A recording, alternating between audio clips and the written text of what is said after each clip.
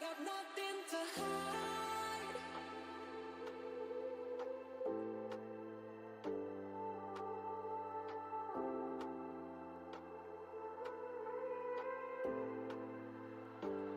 I got nothing to hide.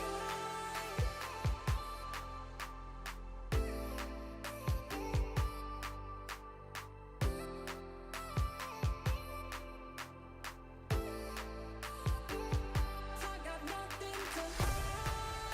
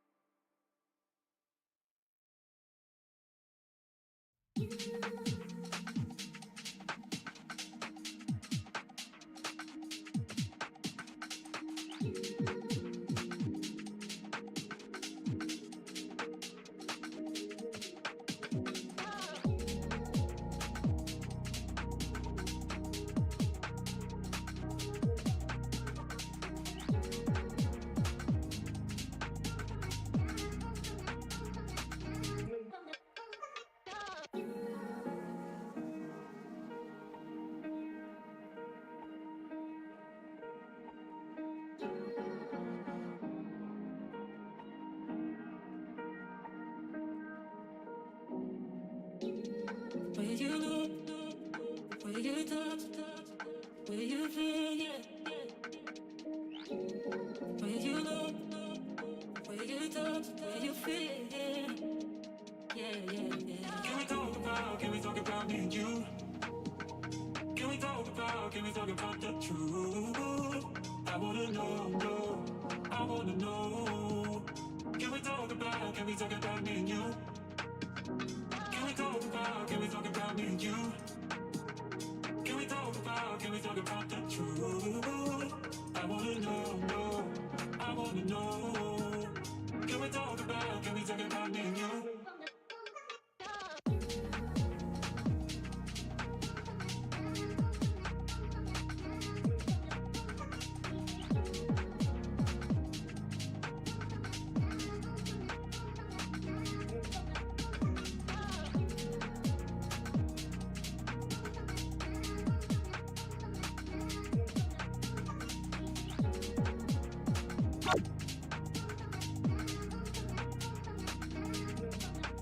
Okay, so hello.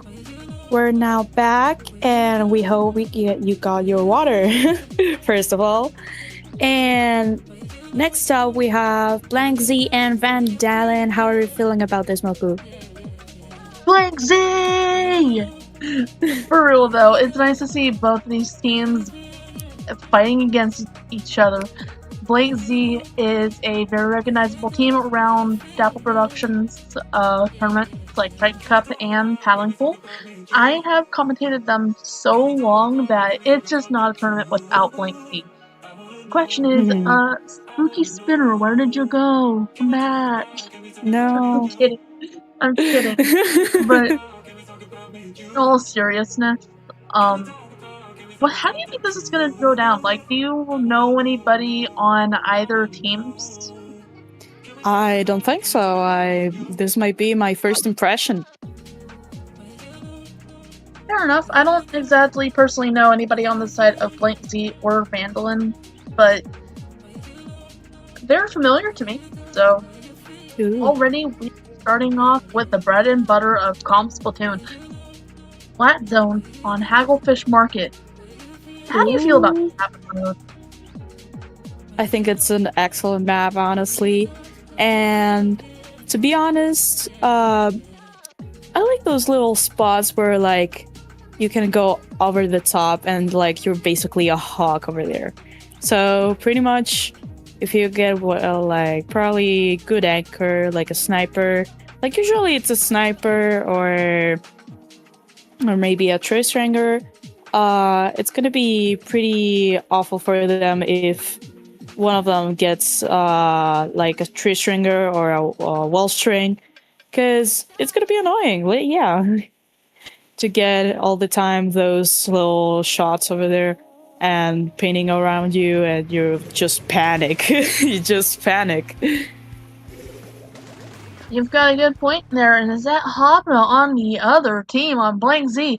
Hobna is okay. So I remember Hobna. Hobna on the Hydra Splatling is a really good anchor, and as we're seeing both of these teams make a beeline for that zone, I'm pretty sure you're gonna see what I'm talking about. But right now we're looking at Viper here taking up space in mid and on the left side, making a nice path for himself, going through, getting cushion. Frame 1, trying to go after Hobna, not doing it, going back here to take up space, and now they're gonna go, but jumping out, yet snoozed on them, but, oh wait, Hobna's up there, never mind, but he had to jump out. That's a good jump though. Oh, Yeah. nice. And we've got control on the side of Blank C. And Sofka, how are you feeling about this? This is going really well, to be honest, for Vandalin for now, but now they're taking the lead. Blank Z is taking the lead. The blaster is being, as their usual, annoying. I'm sorry. They took down the splashdown. They took the ink strikes down, and they lost control. The splashdown, the booyah bomb, another booyah bomb going across the map. Notice how none of those booyah bombs were aimed at zone? Yeah. But we have Crab coming out here with scheming. Oh, Luna Blaster coming out here too. We have... And Blaster goes down. 3v3.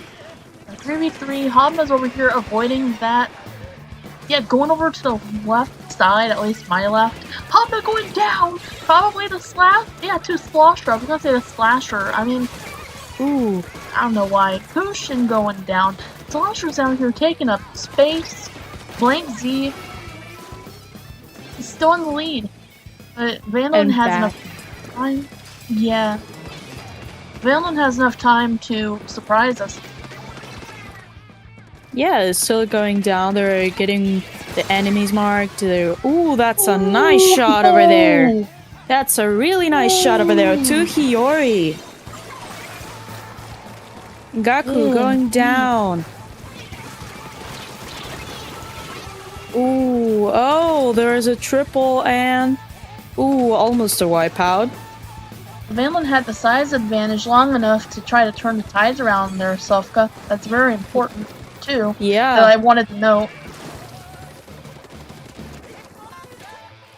I was gonna say, is this player lagging? Because I didn't see any ink coming out, but it's probably just me.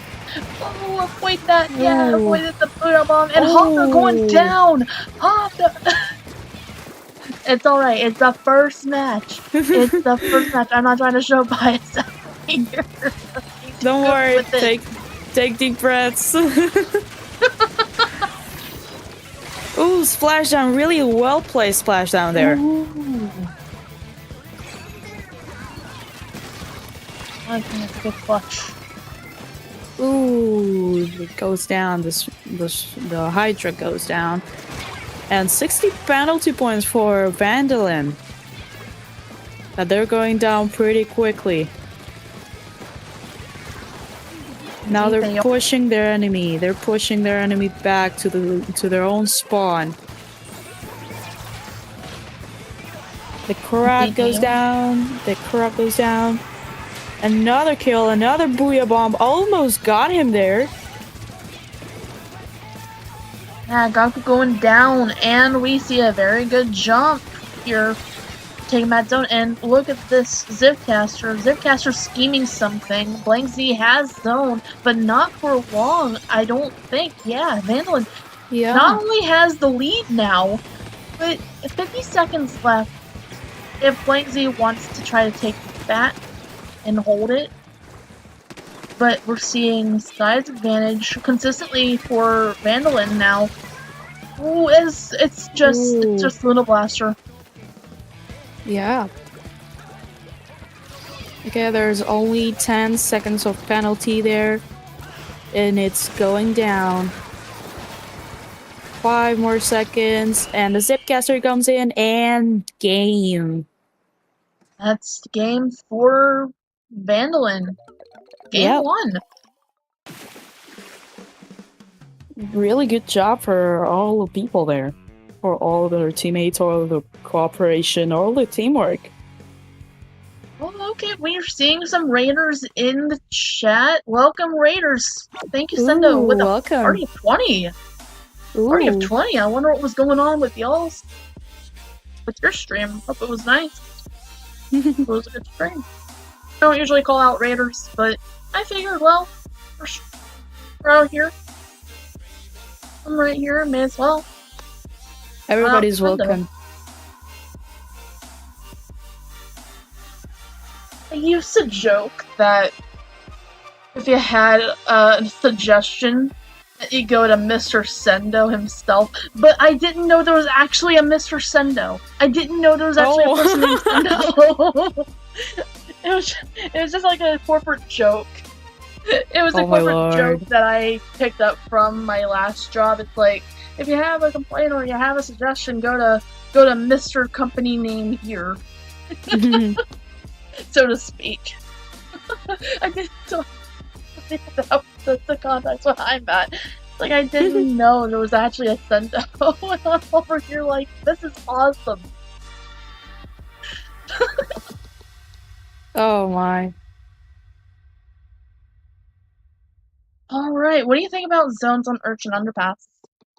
Ooh, I mean, as a Dynamo main, since there's like lots of walls and stuff, it's gonna be quite hard for me. It will be quite hard for me. And like, since it's like, Loki, it's like, the zone is like, really weird for me. Like, it's under there, then it's a bit hard for me, like, to ink, for example, as a Dynamo main.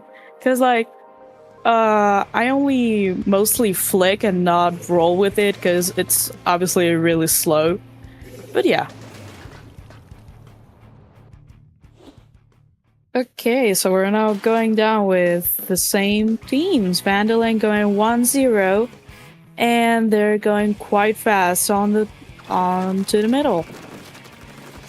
Some dapples here. There goes a cooler. Versus beacons. Beacons are really good. I'm really a big fan of beacons. Beacons are really great on this map. There's a lot of terrain and there's a lot of places to hide. And that's why I love using brush on this map. I see a paintbrush on the side of Vandal in here. Hopping going down! Oh! Luna Blaster. Oh, getting taken out by that paintbrush. Being a little rat. Being a little rat paintbrush. I use ink brush personally, but any brush can be a rat if you believe. Getting out there, scurrying back with their cheese, getting those tendon muscles out. Paintbrush, let's go. Sorry, I've got brush bias, but Malcolm getting taken down. Yeah, indeed. There's a Splatcaster over there, and they go down. That's a nice snipe. Yes, it was. I agree with you. And they go down. Vandalin is taking the zone, and right here we can see the blaster going down back to the to their own spawn. Indeed, it was a nice jump back, and they have special. I just wonder how they're going to use it, Sofka. Yeah, I mean, maybe they can cheese it in there. And it goes down. Okay, the paintbrush goes down. The Splatcaster goes over there, and oh my lord! Oh, 2v2 double. now. 2v2 now as Blank Z maintains their lead. They only have 50 penalty points to get whittled down as we see Paintbrush getting taken out by Bakken on the custom blaster, getting taken out by I think it was Pencil that took them out. Pencil's pretty good on this map. This is a very nice jump, very cinematic, very nice transition. Luna Blaster, it's an order blaster. Never mind, folks. It's an order blaster. I do not know my side order. It's not the same. Fair enough. It functions today. Okay, they're going there. Oh, 3 seconds. Oh, 3 seconds. 2 seconds. And game for Blank Z. Blank Z's taking this round. All right. It's still anybody's game here, folks. That is pretty nice.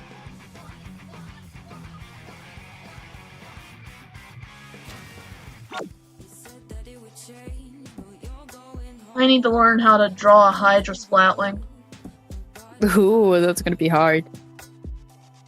Yeah, I've done it before. It's not my best work. It's just over here, like, I tried it twice to draw Splatlings, and I'm pretty sure I can do it. It's just a lot of geometry and a lot of studying. Oh, stinky.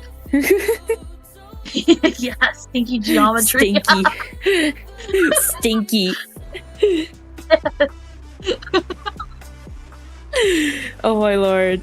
I mean, when I'm in a drawing contest and my opponent is too geometrical. oh my. Stinky. Get away from me. You stinky bastard. You study all that for whoa, shapes. Yeah. I do want to say, plain language here for the folks at home. This is a family-friendly thing. Just want to make sure. No. Splatoon is a thing for all ages, dear folks. But at the heat of the moment, publics. heat of the moment can do that for you. But we're gonna move on to Splat Zones on Umami Ruins up in here. How do you feel about this one, Sofka? I'm feeling even more excited because the last pair, last matchup couldn't do this map, so I'm pretty sure they can cheese this out. More cheese than a cheeseburger on a very nice day. Oh my goodness, I made myself hungry. You can send your cheeseburgers over to my socials. But I'm more into like home cooked hamburgers, cheeseburgers, all that. Home cooked food only, please. If it's from fast food places, then no thank you, respectfully. But enough of me trying to be a little jokester out here with food. We've got two of them reclaiming zone, or claiming zone for themselves with Van Dalen. Keeping their control themselves right now. Hobna's out here on the crab with the... Is that a heavy edit? Hobna the heavy edit! It is a heavy edit! Heavy edit Hobna! Meta. That's heavy edit meta. Indeed, we've got meta brought to the party here. What is the current meta? Can we have a brush meta, please? Okay, so now they're going down. Inkstrike's coming down. And, they're trying to get that heavy edit. And they go back. I saw that little shimmy there, avoiding those tri-strikes, like... Yeah. Like, just... I don't know how to really articulate it right now, but we got the crab tank, and we see the lead switch! Yeah! I'm trying to show bias. I'm trying to show bias. Not trying to show bias.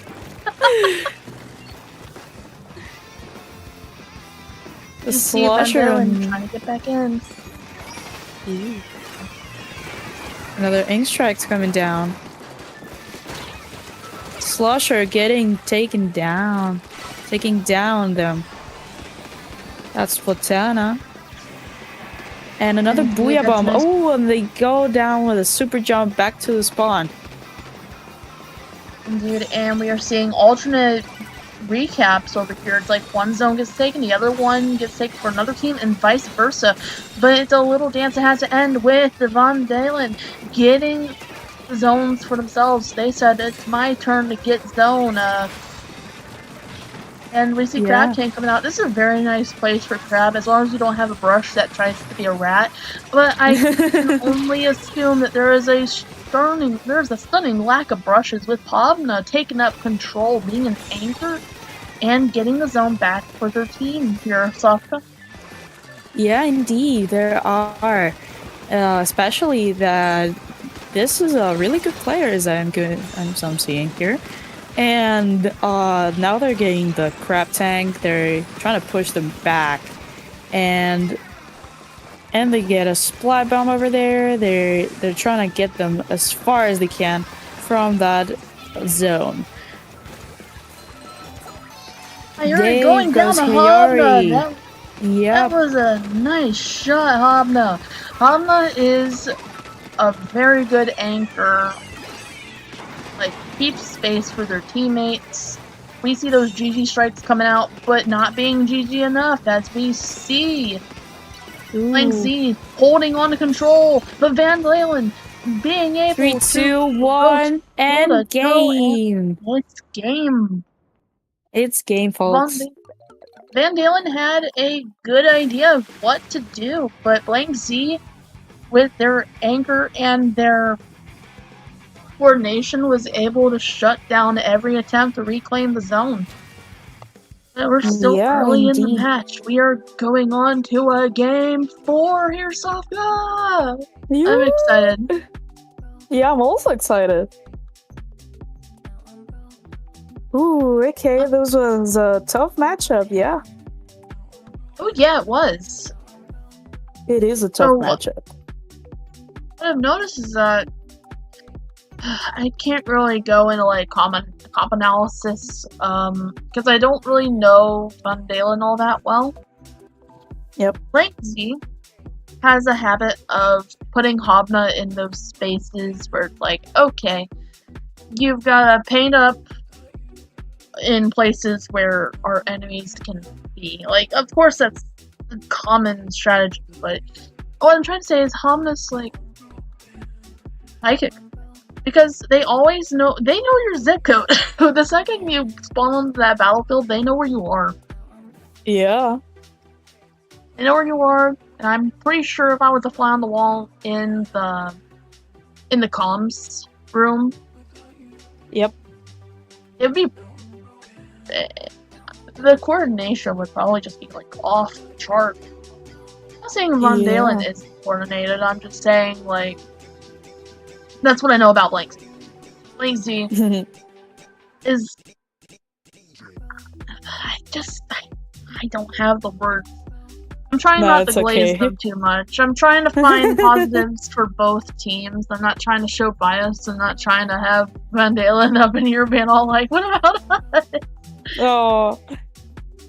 Totally I want to fine. see y'all that's all the more reason why I want to see y'all battle more, Van Dalen. Take this to a game 5. Take it to a game 5. I dare you. Please. Please. I want to see you fight more. I want to know y'all's style. That's what I love about commentating. It's just getting to know everybody's play style so that I can write them down and as a brush main just be like, okay, I know that player from that one tournament. I know their tricks. They're your evil. Exactly.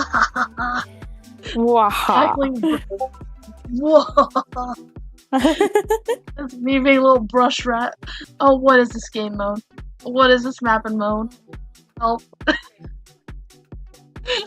Yeah, it's museum on zones, but like I meant it rhetorically.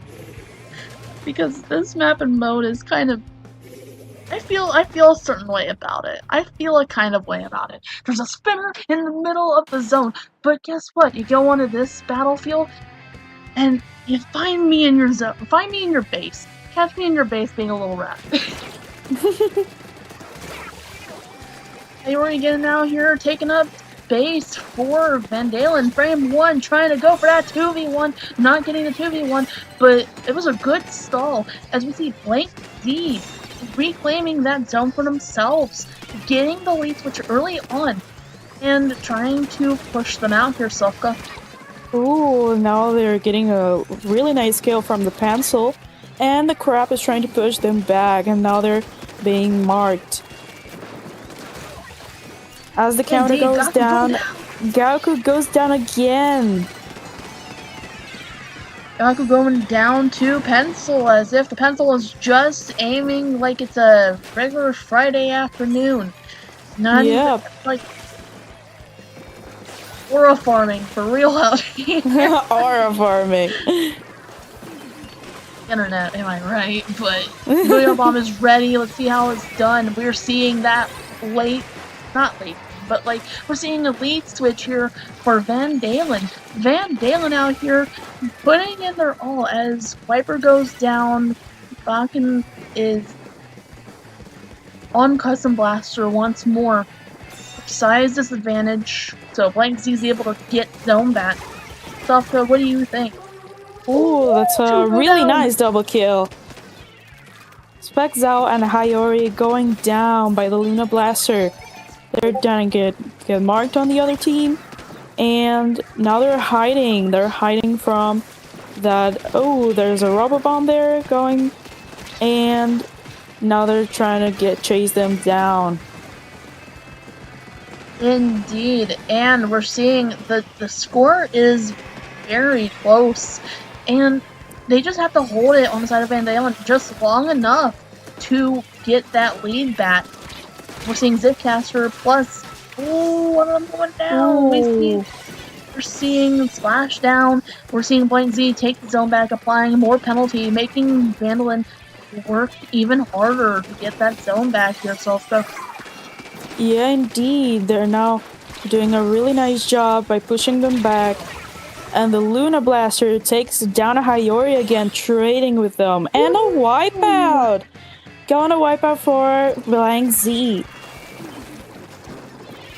Already the numbers, the score's just ticking down for Blank Z. Van Dalen will have to. I was gonna say another word, but Oops. Gaku going down. Vandalizations.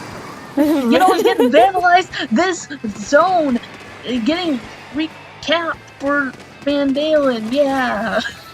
Yeah, let's roll with that. Yeah, they're vandalizing it. Vandalize that base. Get in the base. Yeah, that's right. Be little rats. Get in the base. Yeah, give them hell. Yeah. Get them left floor. Get them left floor. Keep them busy. Yeah. Keep Blank busy. That's what I like to see. I'm getting to know Van Dalen's style right now. They are coordinated, and they have a habit of setting up campsites as one of them goes down. Ooh, it's just pencil on the field. Ooh. Pencil. It's just pencil on the field. And it goes down. And we're Pencil seeing the was Blank just alone. Sorry, Sofka, I was getting too hyped. What do you see about this? What's catching your attention? Ooh. Now the Splatcaster game is just amazing. I love, smart players on the Splatcaster. Splatcaster? Zipcaster. Oh my god.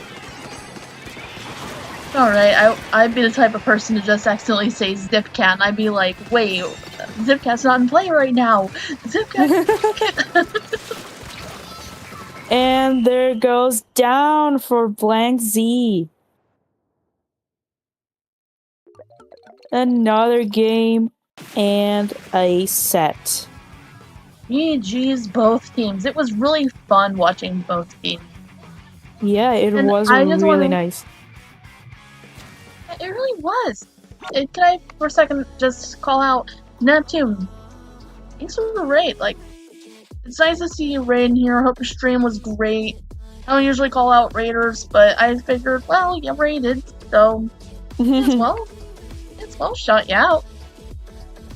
I mean, I can't really press the shout out button. I don't own the stream. I don't own the channel, but it's nice to see you. I hope you're enjoying this. So, okay, so remember when I was saying that I wanted to know about Vandalin's style? Yeah. So I have a better grasp on it. It's not like a complete grasp, but Van Dalen tends to have a kind of they lean towards getting into your face and being little rats. I love that. I absolutely love that. As a brush main, I approve. Blank Z. Brush main approved. Yes.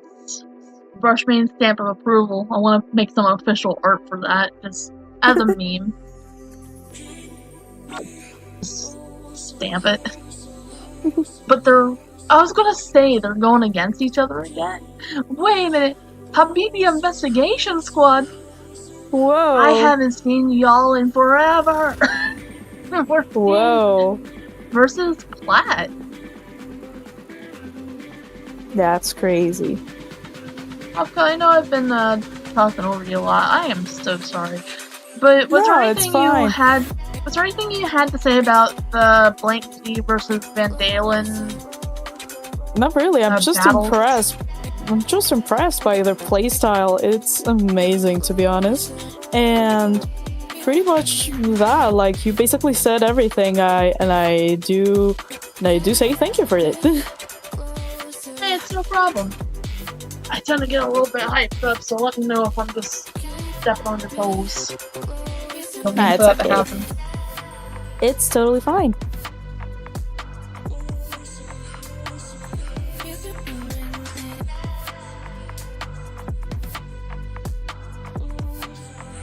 Alright then, so did you want to take a break and get some water, or time for that? Yeah, sure. Alright, y'all, I think we're gonna take a little break and get some water. Stay tuned. You two guys, you need to get your water. You need to stay hydrated. Yeah. See you guys in a second.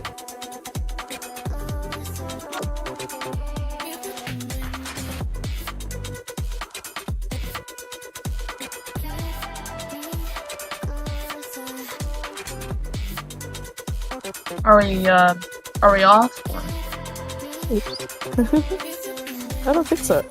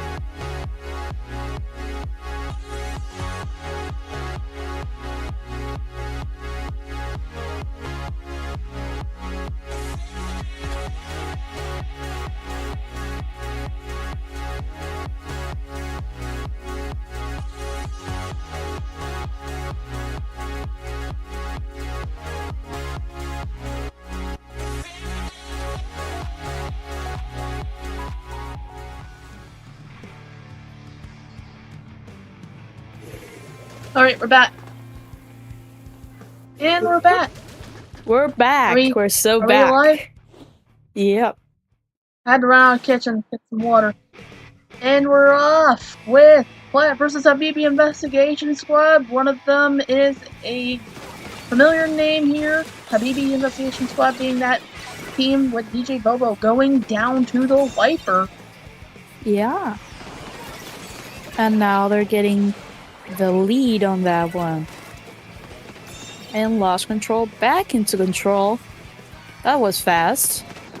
And they're a 2v3ing one. And 75 remaining points. Indeed, you are correct. With the points just being whittled down, we are seeing the stamp come out. That was a stamp getting thrown there, and Habibi Investigation Squad has gone right down to business. But we see Blaster over here getting some space on the pit, but not getting far as DJ Bobo comes back for revenge, but gets taken down by Viper. The names are really small, so if I don't say your names, I do apologize. Yeah, that comes from me too. And Ink Strikes going down. They're in control, lost control, going back into neutral. And back to the Slosher. We're seeing here a big action. And they go down by the Snipe Raider, by the pencil. Prosper on that pencil here. You know what else is prospering? That ink control, ayo. But we're seeing Cooler, which is also prospering. Ooh, getting that dodge on the Stamper. Just whipped her head out the way, said, nah, fam. There's no soul in it. No thanks. I'm not hungry. Ooh, DJ Bobo goes down by this pencil with a nice 3 strikes. And they go back into control. Platt gets control for the first time. And they immediately go back into neutral. Back into neutral indeed here, Sofka. We're seeing Prosper and DJ Bobo with a trading. the score is 10-95 right now.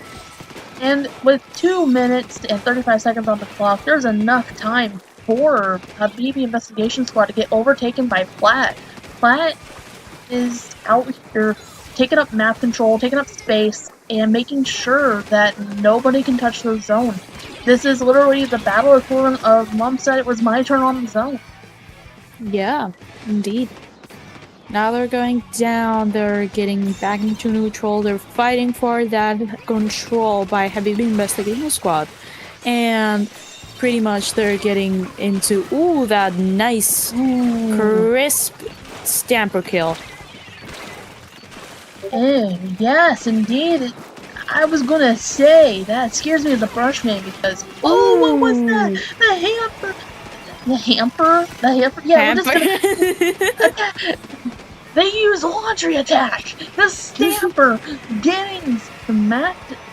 Double kill by the Booyah Bomb there. I keep having something I want to say, but like, my brain isn't working. Oh my lord. Rope, I wanted to say, but here we go first. I think we're gonna get that lead switch. What do you... That was that! Yo, them going down! That was a stamper cancel, Sofka. Yeah, it is. Oh, and they got stamped by the Splatana. Never well said. Got stamped.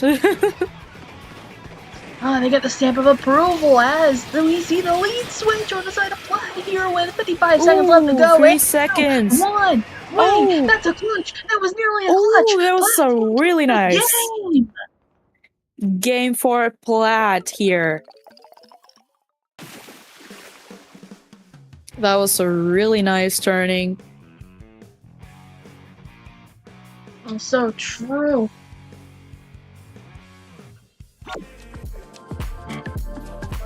And that goes for... Oops. Sorry. Oh, you're fine. You're fine. Don't apologize. I'm just over here yapping, so feel free to just be like, talk over me or something. No, I'd feel bad about that. Alright. But yeah, pretty much. That goes for the first game of this little matchup for Platt. That was a really great turn of events. Indeed.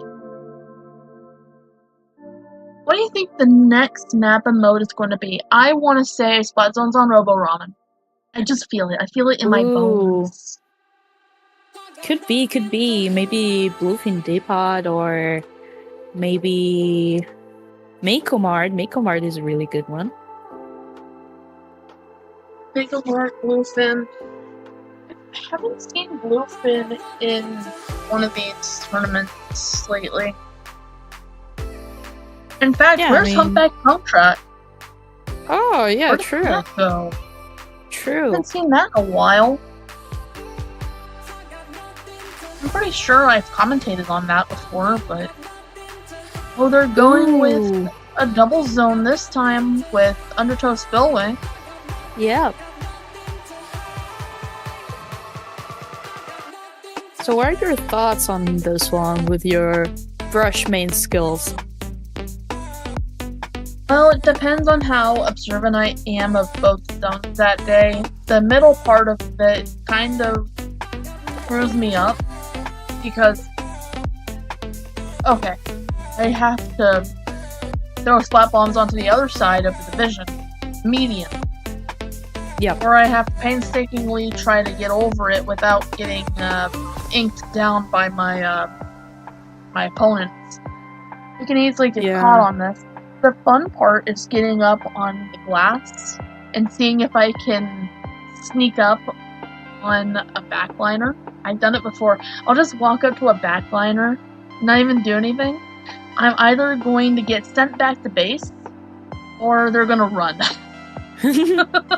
Like I don't even have to do anything. I'll just sit there and they'll just run away. I just see them like a little flopped squid or octopus. They just get in the swim form and just drop. They're like, I tried to do the Yeah. whistle sound. I tried to do the whistle sound, but I can't do it. My mic doesn't pick up on it, but Aw. it's kind of funny to me.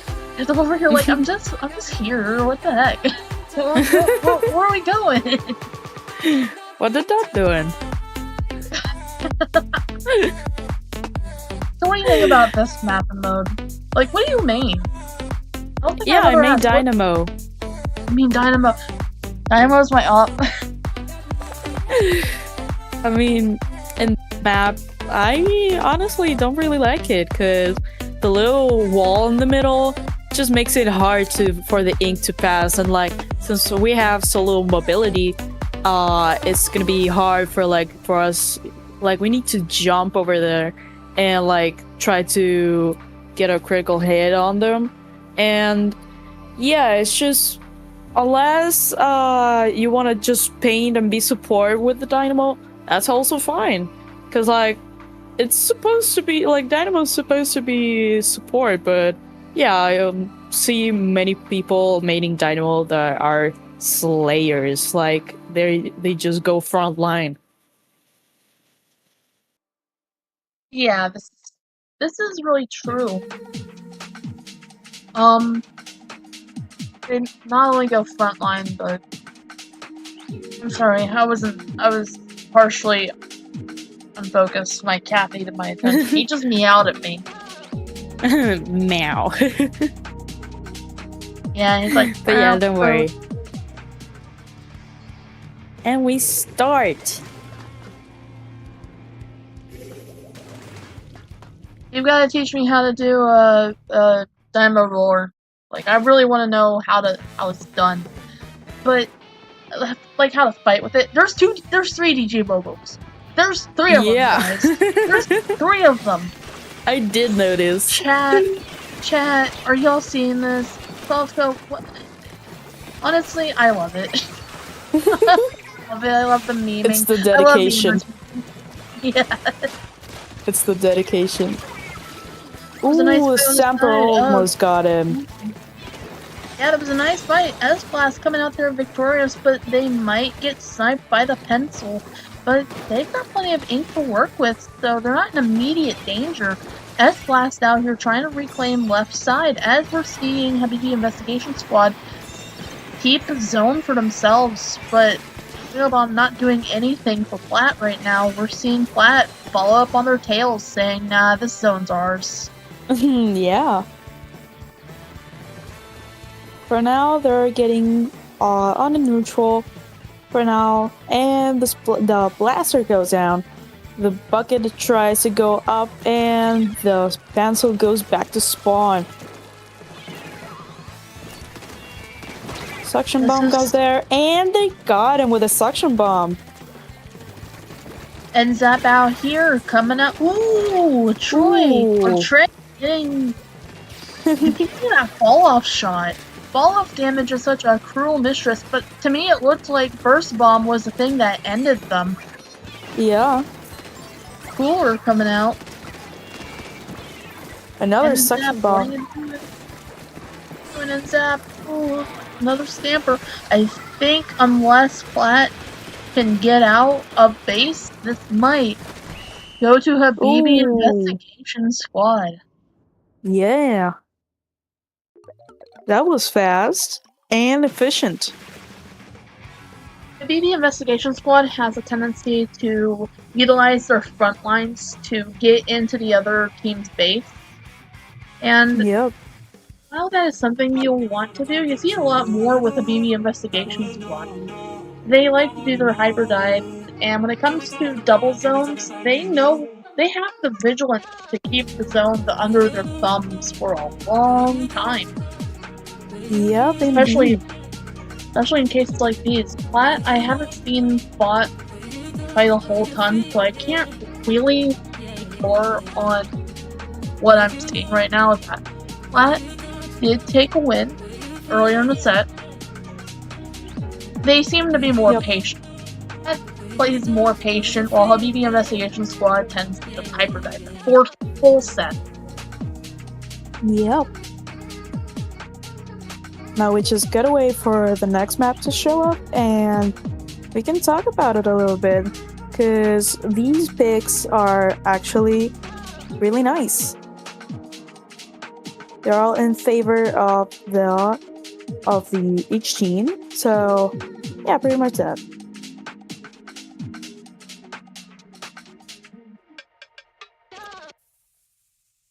I wonder what they're gonna pick. Something with Anchor Mart or Robo Ramen. Not me being hungry on mic.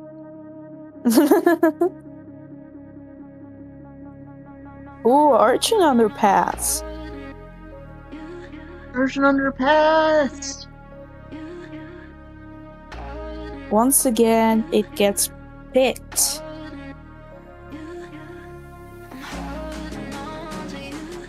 Usually in this map, like, the craziest plays happen for some reason. Yeah. For me, it's like, I do have some clips of me, like, getting some sick kills or whatever, you know? Yeah, this is true.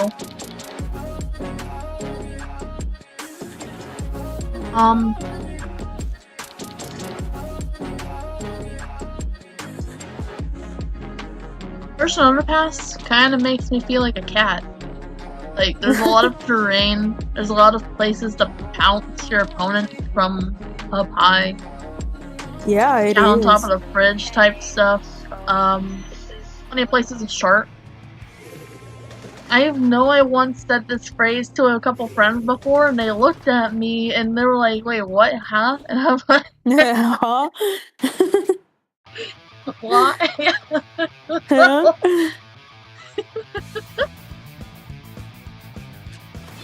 Okay, so we start going down with Habibi's investigation squad, taking down and the control as they immediately go for a wipeout. Plat goes for a wipeout. Wow, what an early game wipeout. Yeah, it was a really nice early game wipeout. These Dapples are throwing a little cooler over here, so they can have this little speed boost and step boost, of course. And they almost got down for a second time. And ooh, that was nice. And now they're going back to control for the Habibi investigation squad. B&B investigation squad going full send right now, but actually no, never mind, they're not going that much full send. We see one of them go down. We're seeing size advantage for Habibi investigation squad going for that wipeout. Now they're going full send. Now they're uninhibited from this full sending it, but DJ Bobo, one of them going down. The other DJ Bobos have to go down too, and so does yeah, there's too many DJ Bobos. We got the second one. We get a 3 pace on that one. Then we get a 3 pace before Habibi investigation squad takes the match too, and applying penalty points here. Plat seems to have the right idea. Ooh, oh, the blaster goes down. Back into control for Habibi investigation squad. And now there's a stamper going down. Indeed, there is. Habibi investigation squad keeping their pace, keeping their ink, but Plat seems determined to fight out of it, getting out of blockout deal, and if they can just take down 2. Indeed. They just take down 2, they could go really far. We've got Stamper at the ready. Stamp, what we got? What we got? Stamp. Oh, cancel. Cancelled the lost control. Bro got taken to Twitter and canceled. Said Stamper didn't work here. And it worked over there. It goes down. Now they're trying to get some beacons over here and there. Ooh. DJ Bobo going down. At least one of them to... I don't know how to pronounce that name. We've got Plat here doing their best. Yep. They're going to have to hurry it up because now the penalty points are gone. Now Habibi investigation squad just has to keep up with it. We've got one going down. come on, we're in Ooh. single digits now, y'all. Flat, come on, we're in Yeah. single digits. Yeah. Let's go! Yeah, it is going down now. Now they're going back to the game. Back to action. Ooh, that Stamper. And they got killed after that Stamper. By that Blaster. Like I said, Flat likes to play for patience here as DJ Bobo goes down, and the other DJ Bobos have got to be around here somewhere as we're seeing NBT out here on Blaster getting almost reef slid. Oh, getting almost reef cheese like a cheeseburger, but there's no burgers here, so they get cheese instead. Rah! Wait a minute, hold up, look at Flat Scat! Scales! I don't know. Ooh, 5 seconds, and they go back! Ooh, that was really, really tense. And the wipeout from Flat. I almost said like a Flat scrap on the board. I'm so sorry. It's okay. I can't speak English when I'm excited, y'all. Like, I'm pretty sure there's a few people in the audience going, Loki, what the heck is going on? I don't know. I've gotten the hunger debuff. Ooh. Okay, penalty points going down. Come on, Plat. Come on, Plat. Come on, Plat is going down. 3, 2, and 1. And game for Plat. Really nice job and really tense. I'm not trying to show bias here. It's just that I haven't seen Plat fight before this whole match, before the set. So I'm over here like, I want to study their style. I want to see what they're made of. They're putting Habibi Investigation Squad on the back foot, and they know it. Both teams know it. So I'm not surprised here on one of them. I'm not surprised they picked I forgot what it was. What is this?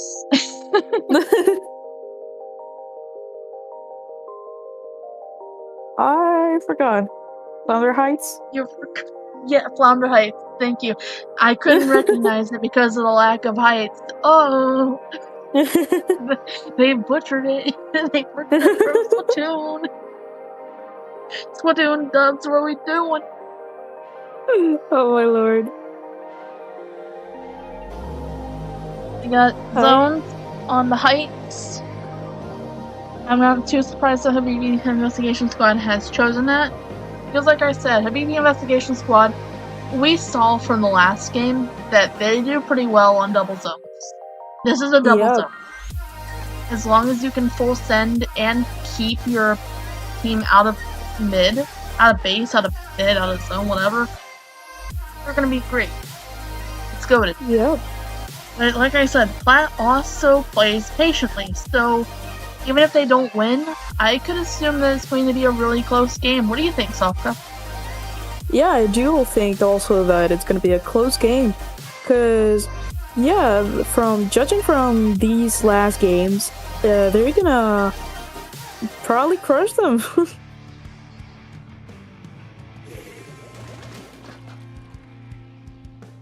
We have the 3 DJ Bobos and name I can't pronounce. I am so sorry. Be sure to yell at me. I would call them triple star. Triple star for now? Yeah, let's go with that. Unless, let's go with that until somebody says, hey, this is their name. And I'm gonna be like, well, why are there 3 DJ Bobos out here if we care about Brandon? Hey, I'm just kidding. But look at this battle. Ooh. Oh, look at that battle. Like I said, Habibi Investigation Squad, they like to be up in your face. But we see Plat here trying to wait patiently. That's a 4-piece unofficial wipeout. That's an unofficial wipeout. Oh my goodness. They do well. It's just Slosher carrying! Slosher's carrying! Slosher was hurt! Oh, goodness me! Send the chiropractor! Oh, my lord! Send the chiropractor in here! Oh, goodness! Somebody call them up because I know that Slosher's back hurts! Yeah. we see the S-Blast out here trying to pick up from where their slosher teammate left off here. It could be either one of the DJ Bobos or Triple Star, but getting sloshed by another slosher. We see a BB Investigation Squad keeping the lead, but we see Flat playing for patience, taking the zone back. Second from the first time again in this little match for now. Now there were 2 minutes in, a little bit less, but yeah. Now there goes a Stamper going there, and a Vacuum, and an Ink Vac. And a Booyah Bomb going down there. Ooh. Oh, but they're gonna keep it. They're gonna keep it for Plat. Plat's just gotta keep it for a little while longer. We see Prosper out here on that pen on a heavy edit. We're seeing a BB Investigation Squad trying to full send it, but they're playing as patiently as they can over at Plat. Oh, what's this? They're full sending. They're full sending it. They're full sending.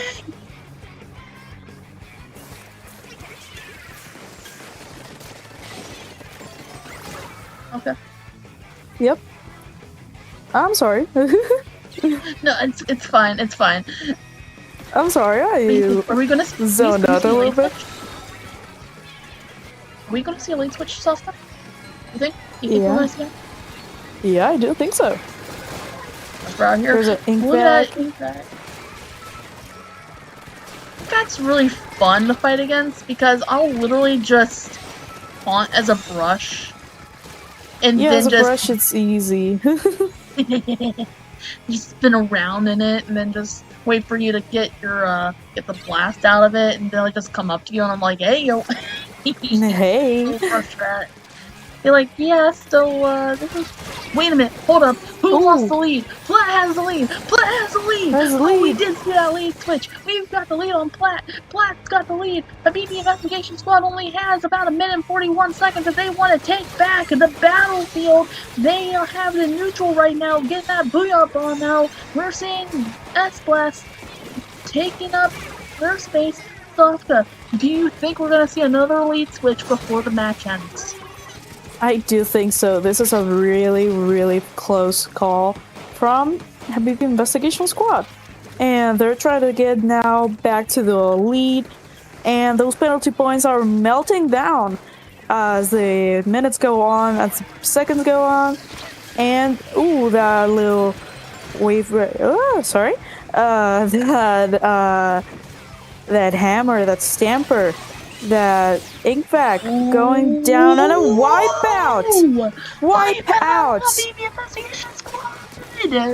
For 1 second, for 1 point of difference. 19-18. For just a second, a BB Investigation Squad was probably holding their breath going, oh yeah, we're gonna take this match, no... Ooh! But it's so close. It is a close score with 35 seconds left on the clock here, Soft Club. What do you think we're gonna see? We're gonna see a really, really tough, maybe even an overtime. I see that too. I see that we might go into overtime. It would not surprise me because the BB Investigation Squad now has its own again. They just have to hold it for 15 more ticks with 10 seconds left on the board.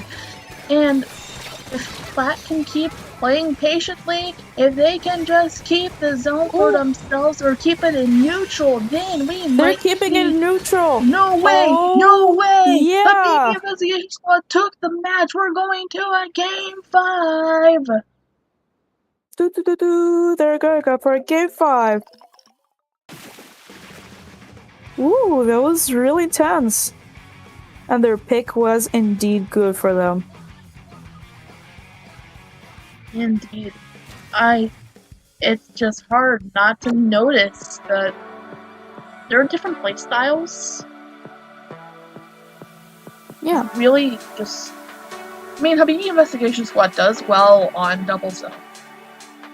Yep. My prediction is that if Plat stays away from double zones, they have a good shot at taking the set. Moving on. But they can't, right now. They can't get over Celos now. Yeah, right now it's really, really tough. That 2-2 must be broken by a 3.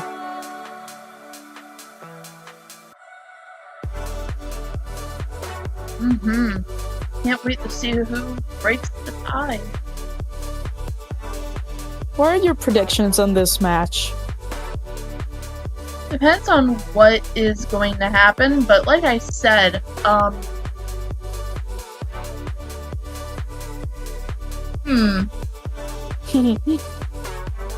man, there's not much else I can say. If Plat stays away from double zone maps, they have a good chance at taking this because they can play patiently. They need something that benefits them. If we look at the other two matches in the set, we can see that they had once gotten on that museum. No, that Urchin Underpass, and what else is that? Is that museum?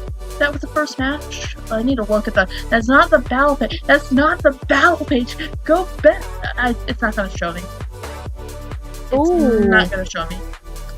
Oh, okay. This is going to be interesting. Yeah.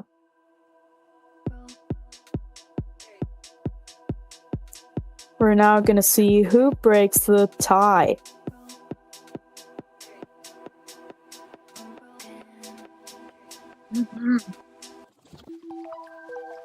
Wait, so what was... I'm trying to figure out what the first match was, but this is a single zone map. What? Umami Ruins, yeah. Okay. It was Umami Ruins. The grayscale was kind of messing with me. But Yeah. okay, so Plat also does well on double zones. But consistently, Habibi Investigation Squad seems to have a better foothold on them since they've won 2 out of 3 double zone maps that we've seen so far. Yep. This match can go any direction. We are at match point tiebreaker. Ooh, this is gonna be really, really hot. Indeed, Safka. And who do you think is going to take zone first? Ooh, I think Habib Investigation Squad, yeah, indeed, they take the lead. And there's a stamper going down, Vaden thrown. Now they're getting back for Plat. They're getting those schoolers, they're getting those pencils, they're making a little war. And DJ Bobo goes down. At least one of the DJ Bobos, and we see S-Blast taking that match, like that 1v1, getting that Booyah Bomb, frame 1, and dropping it down the zone, but Plat keeps zone in their control. Of course, we see Triple Star out here on the pencil, getting a nice shot, but Ooh. pencil is pretty good before and paintability. It used to be meta. I don't know what happened to the meta, but it's still a viable weapon. And Yep. Habibi Investigation Squad pushing up, like I said they would. Yep. But they They're do. now trying to get that Prowler back into the zone, back into the war, back into that smear canvas. Oh yeah, that's lockout jail. Unless one of the snipers on their side with the whale. The killer whale's a good weapon to have. It makes people move, and that was a good Booyah Bomb, but it did nothing for Plat. Plat only has about 27 ticks to do something. Get out of lockout jail. High disadvantage for the Investigation Squad as DJ Bobo goes down. Do we see a clutch? Do we see the clutch? Yes, we do. Yes, we do. That's amazing. Okay, some coolers going down. The stamper goes down. And, ooh, almost. That throw almost did it. They're moving fast, they're moving, they're schmoving. The Booyah Bomb goes down, they go back to the base, go back into the battlefield. Ooh, a minigun goes down. I mean, a splatling, sorry. Wait a minute, hold up, Plat could take the lead, Plat could take the lead, hold up, they're almost there, they could take the lead. If Slosher doesn't, oh wait a minute, that's a Booyah Bomb. Wait, that's a clutch. It's a clutch. Ooh. Habib Investigation Squad still takes the lead. Indeed, but there's only 2 minutes left, and that is a lot of time for Plat to get the lead. And take it home. Trey throwing down. That is 2 down on the side of flat. 3v3 right now as well as one of them comes back. Yeah. Now they're going to try and getting back to the zone, getting back to take control. There's a bubbler not ready, and they die back by DJ Bobo. They're slayed. BB Investigation Squad just going full send. We got 2v2 out here, and they are determined to take this match home. 3, 2. Ooh. That's it. That is game. Game for Habib Investigation Squad. Set for Habib Investigation Squad. GG's. GG's both teams. Honestly, had me at the edge of my seat the whole time. We got 3 DJ Bobos and a triple star. Three of them. I love that. Yeah, it was silly to see. We love silly. Definitely, it's the greatest thing. For real.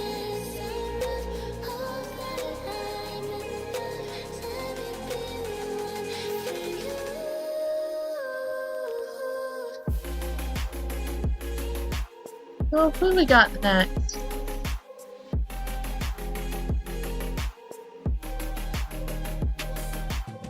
Ooh.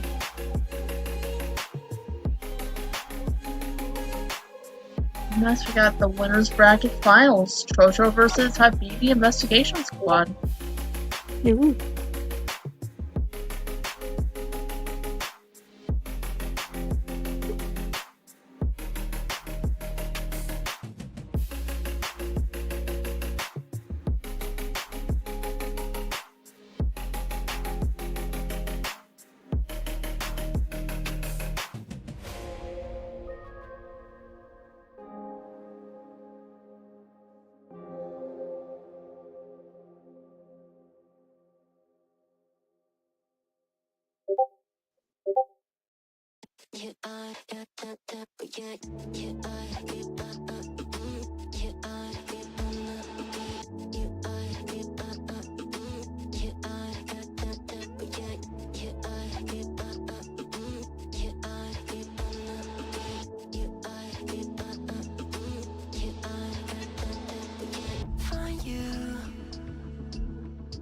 I'm used to waiting. Are you? Would you be waiting there too? I'm used to staying. Would you? Would you be waiting?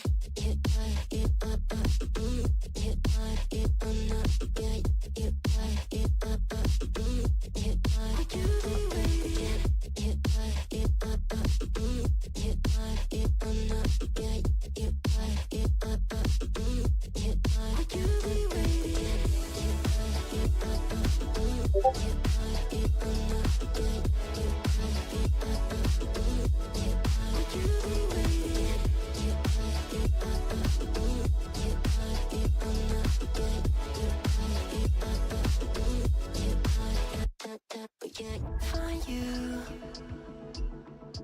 I'm used to waiting. Are you? Would you be waiting there too? I'm used to staying. Would you? Yep. Would you be waiting? When you send pictures, Okay, so now we got Chocho and Habib Investigation Squad. On this map, I forgot the name. We got Bluefin Depot, finally. Bluefin Depot. Okay, yeah. I forgot. I said it myself and I forgot. You're alright. It happens to the best of us. But yeah, what do we know about Chocho? Do you know anything? That is not the team page. Where's the team page? No, please. Evan? Oh, Kiki! Oh. Remember Kiki? Kiki is very familiar. They're from Team Easy MD, as well as Lego Fortnite and the Yogurt Yard, the cheerleader. That's pretty cool. We got Devin 4K, also from the Team Easy MD. This is going to be interesting. What else? We got Phoenix with Nutella out here. They have Yeah. won Zone 3039. Awesome. And Silver from Lobota Family and ECMD. We've got some big names here, folks. That's not too surprising considering that we are now in the latter stages of the winner's bracket. Indeed, we are.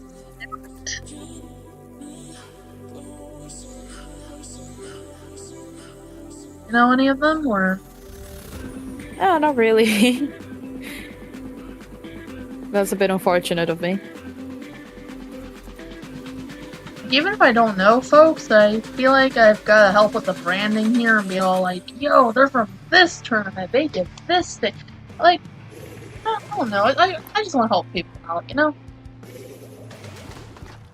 Ooh, we got now Triple Star is gone, and now we have Habubu. We have the return of the DJ Bobos and Habubu. Okay.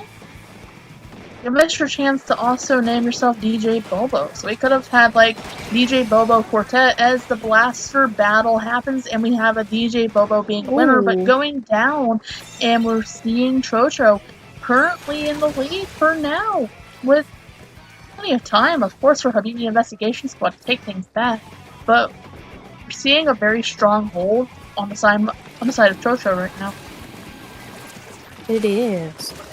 Now they're trying to. Ooh, the ink bag is going down. Trying to snipe the sniper. Not the sniper, the forage splatter shot. I've seen some blasters try to be snipers. I don't know how they do it. Yeah, they just do boom. There's a booyah bomb going there. And goes down. And another booyah bomb from Trocho. It didn't work. The ink bag sucked it all up. Oh, but Ooh. Habibi Investigation Squad is currently in the lead. Trocho has plenty of time to take it back, but Trocho is kind of hard to read right now. Habibi Investigation Squad does like to rush in and try to make plays that involve getting into your zone, into your base, into your face, all that stuff. Telling you, hey, we're camping. Ooh, DJ Bobo gets that kill on the blaster. Now they're trying to get some ink, they're trying to get the special. And they're trying to get as much control as they can, getting pushed back, getting some coolers down there, some ink back going there. There's a booyah bomb, another booyah bomb. They're waiting to get the booyah bomb there. And oh, they're gonna jump back to the base.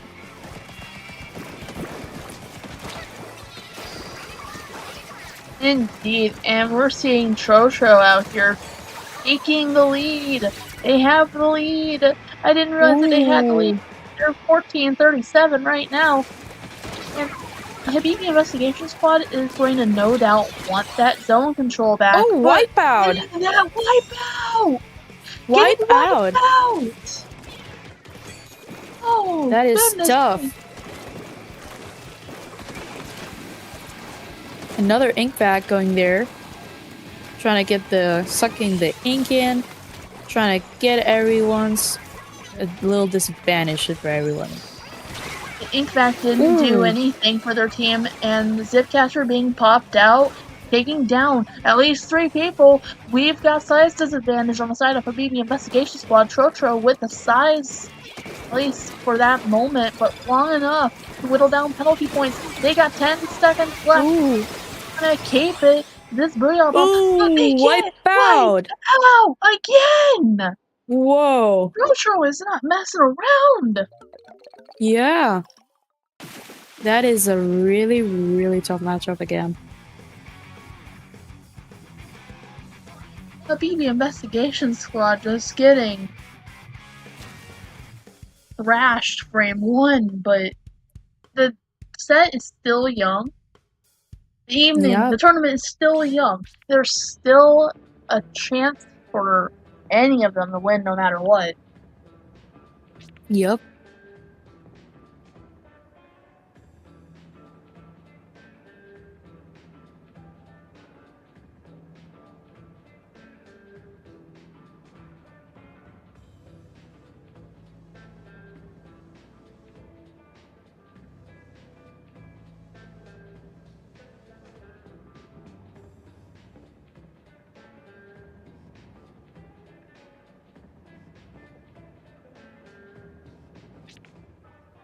You know what that hey Softcut, did you see what the hologram looked like in the lobby? Do you remember what it reminded me of? What? Reminded me of that Bunga meme. Bunga. Oh my lord. And we've got another double zone. You know, Habibi Investigation Squad's gonna. I'm not gonna say for sure. They have a good chance from what I've seen. They have a good chance. What I've seen, just take zone and be like, yeah, that's ours. Do something about it. But Trotro, seeing how they've fought, Yeah. I want to see how they battle. Like, I want to see more of them. I always enjoy seeing how different teams fight. And you gotta remember, Trotro is stacked. I'm not saying Habibi Investigation Squad isn't stacked themselves, but Trotro has folks from Frutella, EasyMD, folks who have gotten up to the higher ranks before in tournaments. They've got Sendo badges. Yep. And they're off. Yep. I just realized they're like squids versus octopuses. Oh yeah! It's that whole Splatfest all over again. Yeah. Splatoon 2 reference, anybody? Yeah.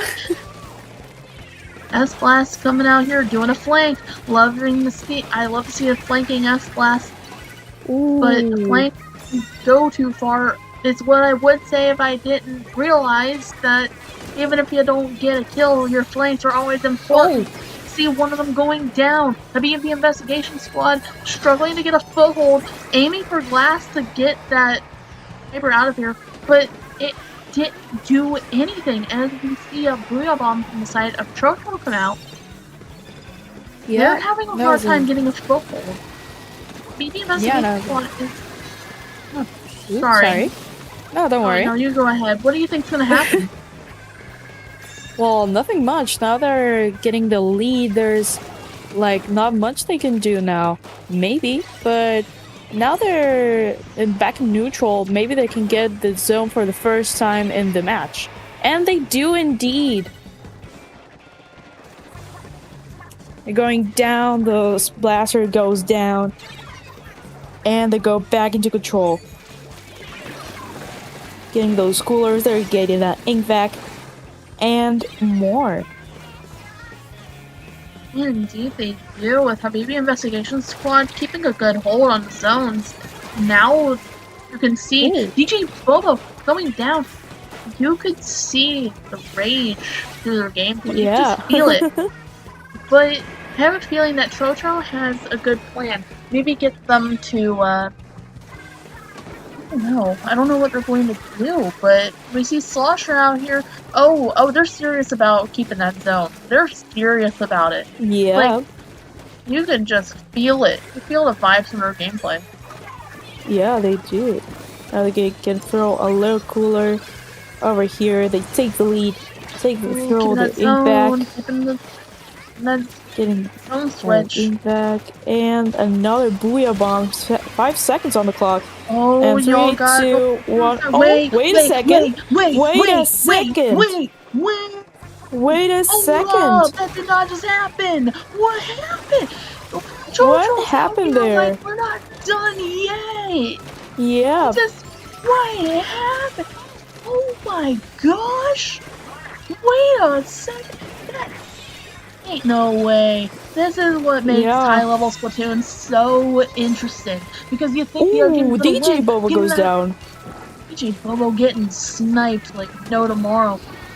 That's what makes high-level Splatoon so interesting. You think one team's gonna win, you see that last pick, but then there's that one last-minute clutch with 1 minute Ooh. left. And, well, a minute and 40 seconds. But DJ Bobo going down. Size advantage goes to Trocho right now. They have the time. They just gotta do it. They just gotta keep the zone. Come on, Trocho. Fine, y'all got this. But MVP Investigation Come on. Squad is also on the back foot. Both teams are equal right now. Trocho. Yeah. They now lost control back into neutral. Getting the blaster, getting pushed, getting that space. Now they're getting back into it. Now the slushers trying to get them, the burst bombs. Now they're essentially water balloons, but they're really, really messy for you. They can mess it up for you. They can! Like, I've been smacked with burst bombs before and they just take me out. Like, I don't know how that happens, but Trocho getting some penalty points on Habibi Investigation Squad any little bit helps. But we have a little bit more than 30 seconds left as Habubu goes down. DJ Bobo trying to advance here, getting the zone back under control. They just have to hold it for 25 more seconds. Ooh. They're going back into neutral, getting the kill on the Stamper. Not getting thrown, so ooh, the burst bomb that made an assist. Got about 10 seconds left. Who's gonna take the match? It's probably gonna be really close. But And it ends game. here. Habib Investigation Squad takes the game. For a really close Indeed call. they do.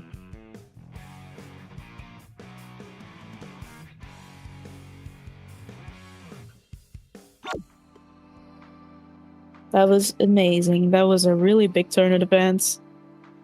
And we got served. Ooh. Yeah.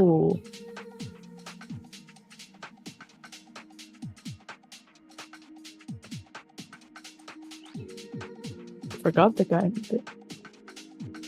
We've got Crab Lake Capital Zones. Yep.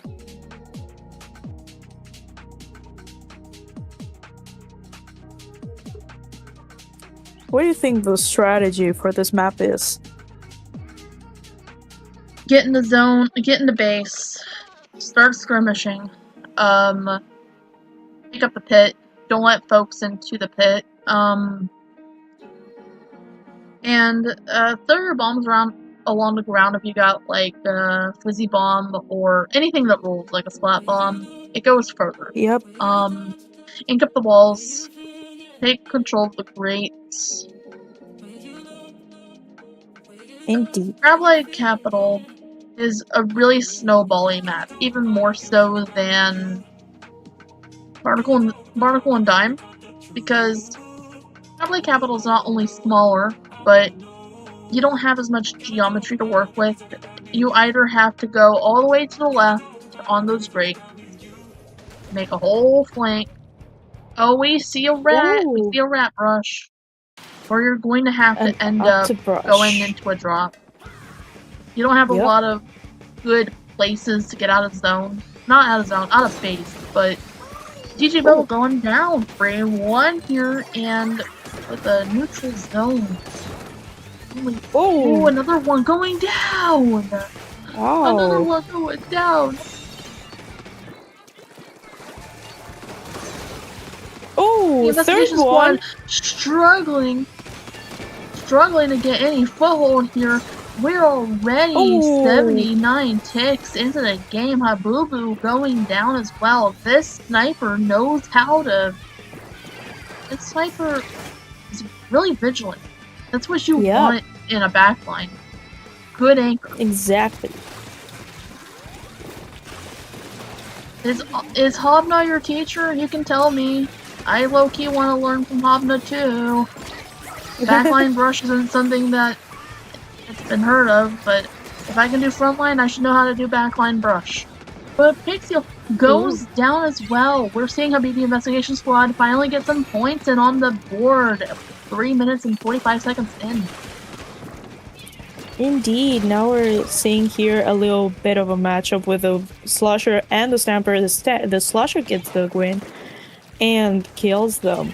Now they're waiting for that fizzy bomb that rolls them down, and obviously that's gonna mess you up. I remember getting killed countless times on this map with this fizzy bomb.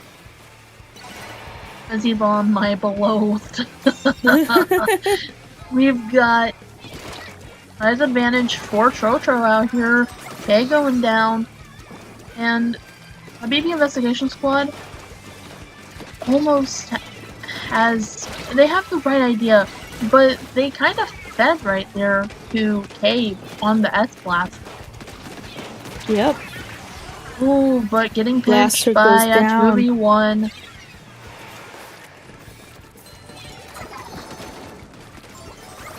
Chocho still getting the lead by 5 points. Well, not 5. Sorry. Oh, it's alright. 15. Yeah, we got about 15 points on the board right now. 15 My point math difference isn't mathing. Well, for what it's worth, the pre-calculus kind of kicked my tail. But Ooh. Steel Japan going down. We're seeing K going down. We're seeing Trojo down to 1, which is going to be Ooh. enough for Habibi Investigation Squad to take the lead The switch. lead. Indeed. Now we're seeing a zip cast right here. Going down, good, doing Spider-Man action and dying by the Slosher. 5 more seconds for the points and game. Out of the way. That's game for Habibi Investigation Squad. Indeed, Going on Moku. to a game 4 too.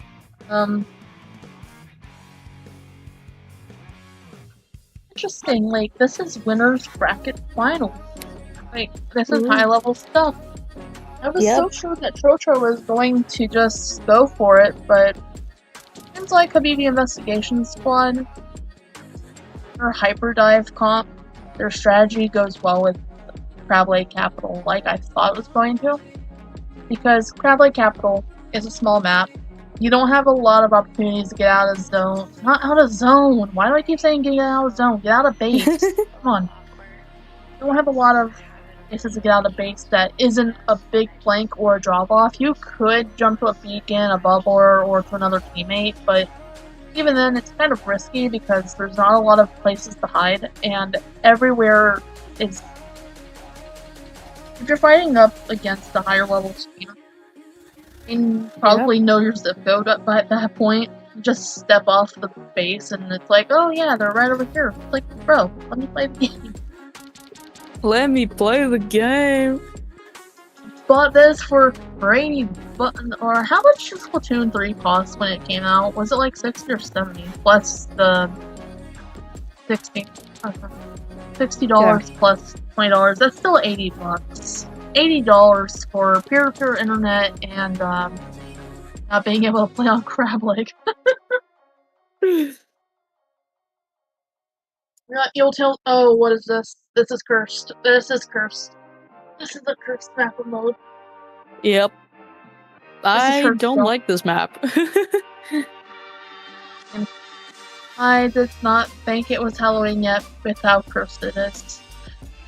Eeltail Zones has a huge zone in it. You Yep. could paint forever and still not tap it. I should know this as a brush, but we'll see what happens. Who's going to make use of the curse? Who's going to turn it into not a curse? Who's gonna make the best of it? Look at how big that zone is, y'all! Look how big that is Yeah. on the map! Look! Like, you would need to coordinate extremely well to take the zone back in like 0.2 seconds. Especially if you have a melee weapon which I'm not seeing any on either team, but I do see a Bloblobber, which is great for this map and mode. Inkvac coming out. Inkvac's good for it as well. Bloblobber will serve you very well on the side of Habibi Investigation Squad. But oh, I'm so sorry. That's not a Bloblobber. That's the Slosher. Slosher is still pretty good. Yep. Ooh, they threw a Oh, what are we Booyah seeing Bomb. here? And back into Rojo getting control. that in. Yep, and now they're trying to push back. Inking and sinking. And they are just 1v1. They've taken the lead. Now there's a Zipcaster going for the E-leader, which they unfortunately couldn't get by the 96 Gal. And 6 Gal's pretty powerful. You just need a few hits. And Yeah. they're down. You see Trotro himself, or themselves, I'm sorry, on the top here. The team is named after this person, Trotro. Ooh. Which is really interesting. I'm sorry if I sound kind of deadpan right now. I'm just kind of... I got that hunger debuff. But wait, hold up. They're in the single digits. Wait, Ooh. wait. Trotro could have taken it. Trotro, you've got this. Come on. You've got this. Come on. Come on.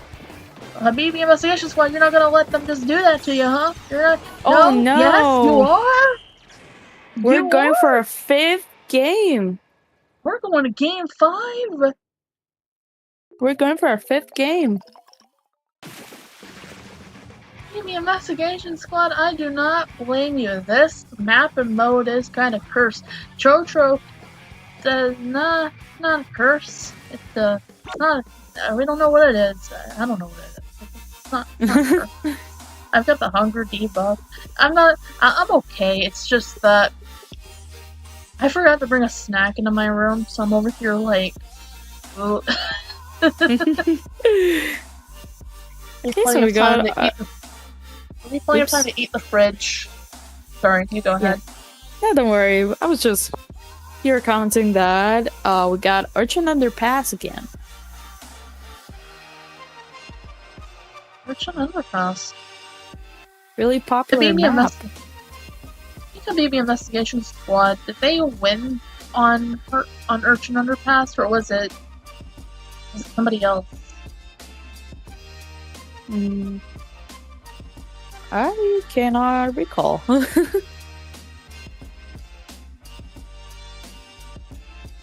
But yeah, either way, now that we see that the craziest plays go in this map, we're gonna see who takes the tiebreaker. I'm really excited to see this, because both of them are really, really powerful teams. Yeah, It they seems are. Like, it feels like Trotro's had Habibi Investigation Squad on the back foot this whole time. Even though they did take a couple games, they are tied right now. Yep. I feel like Habibi Investigation Squad is powered by some sort of rage. They can tell that they're on the back foot. I can already see it from a mile away. They're either going to plow through this map and take it in one. Like, it's... Or Trotro is we're just gonna have them on the back foot. But we're gonna see it right here in the tiebreaker. Whoever wins goes the grand finals. This is for all the marbles. You see the brush coming back out. This is a good rap map. Come on. With some beacons and rain. Ooh, this is gonna help. That's gonna help them out. We see 3v3 right now.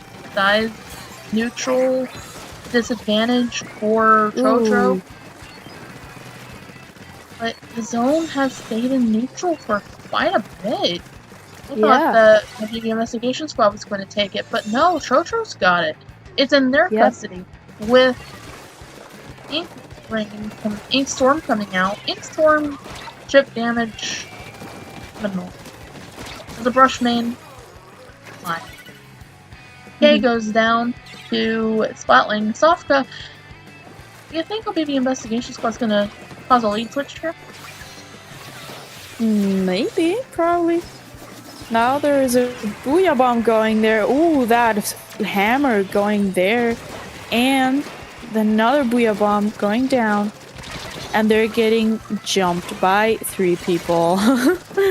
And pretty much now that they're in control, the Stamper almost got a double for DJ Bobo.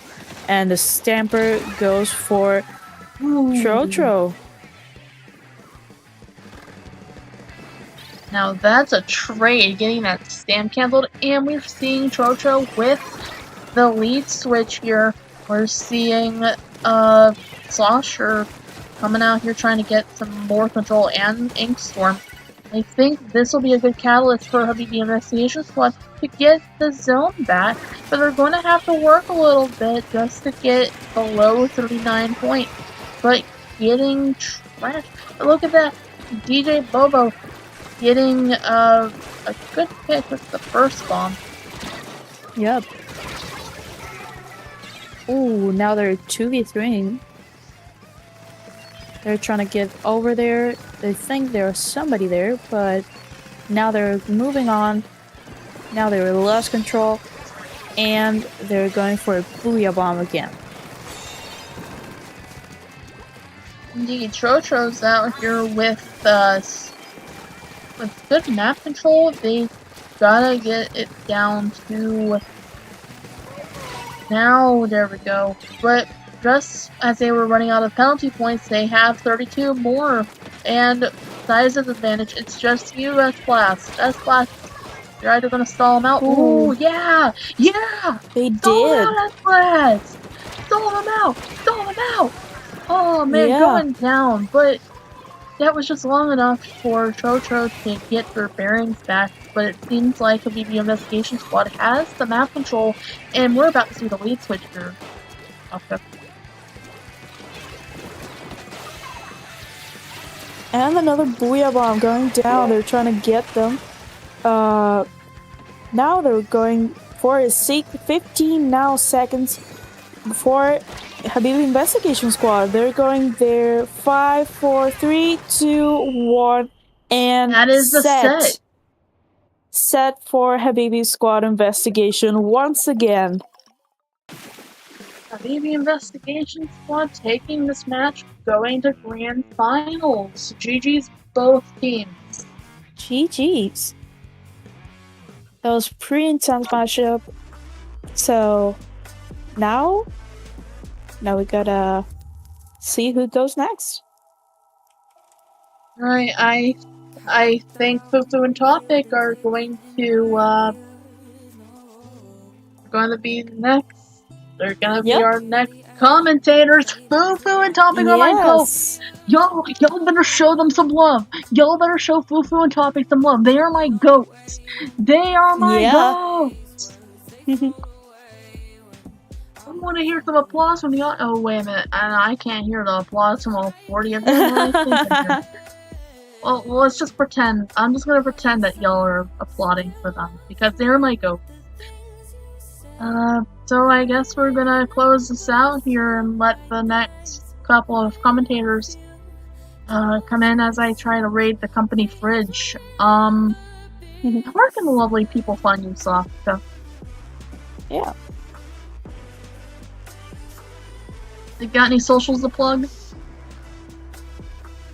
Wait. Yeah, I mean, got my socials for Twitch, Sofka BL. Blue Sky is on screen, and pretty much it. Awesome. And I can be found as Moku on most social medias. I don't use Twitter anymore. I use Blue Sky, which is mokudraws1020.bsky.social. And with that, thank you for watching so far. Look around for more Triton-Cup 129. Fufu and Topic will be your next commentators of the evening. That's right. No.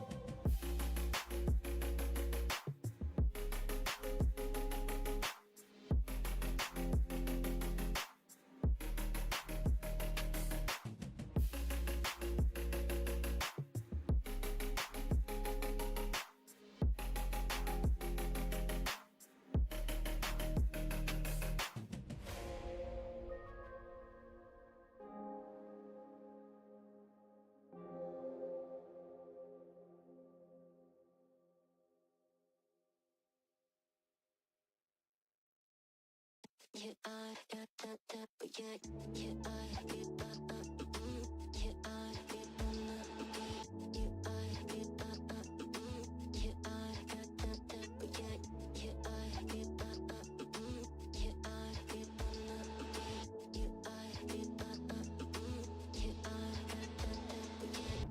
you.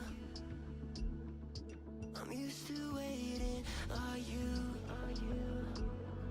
Would you be waiting there too? I'm used to staying. Would you? Would you be waiting? Would you be waiting? Would you be waiting?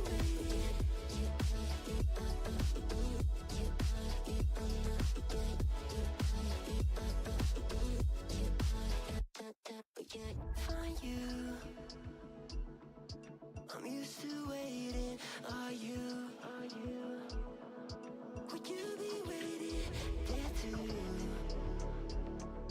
I'm used to staying. Would you? Would you be waiting? Dopamine when you send pictures. When you send pictures. Can't be waiting. Dopamine when you send pictures. When you send pictures. Would you be waiting?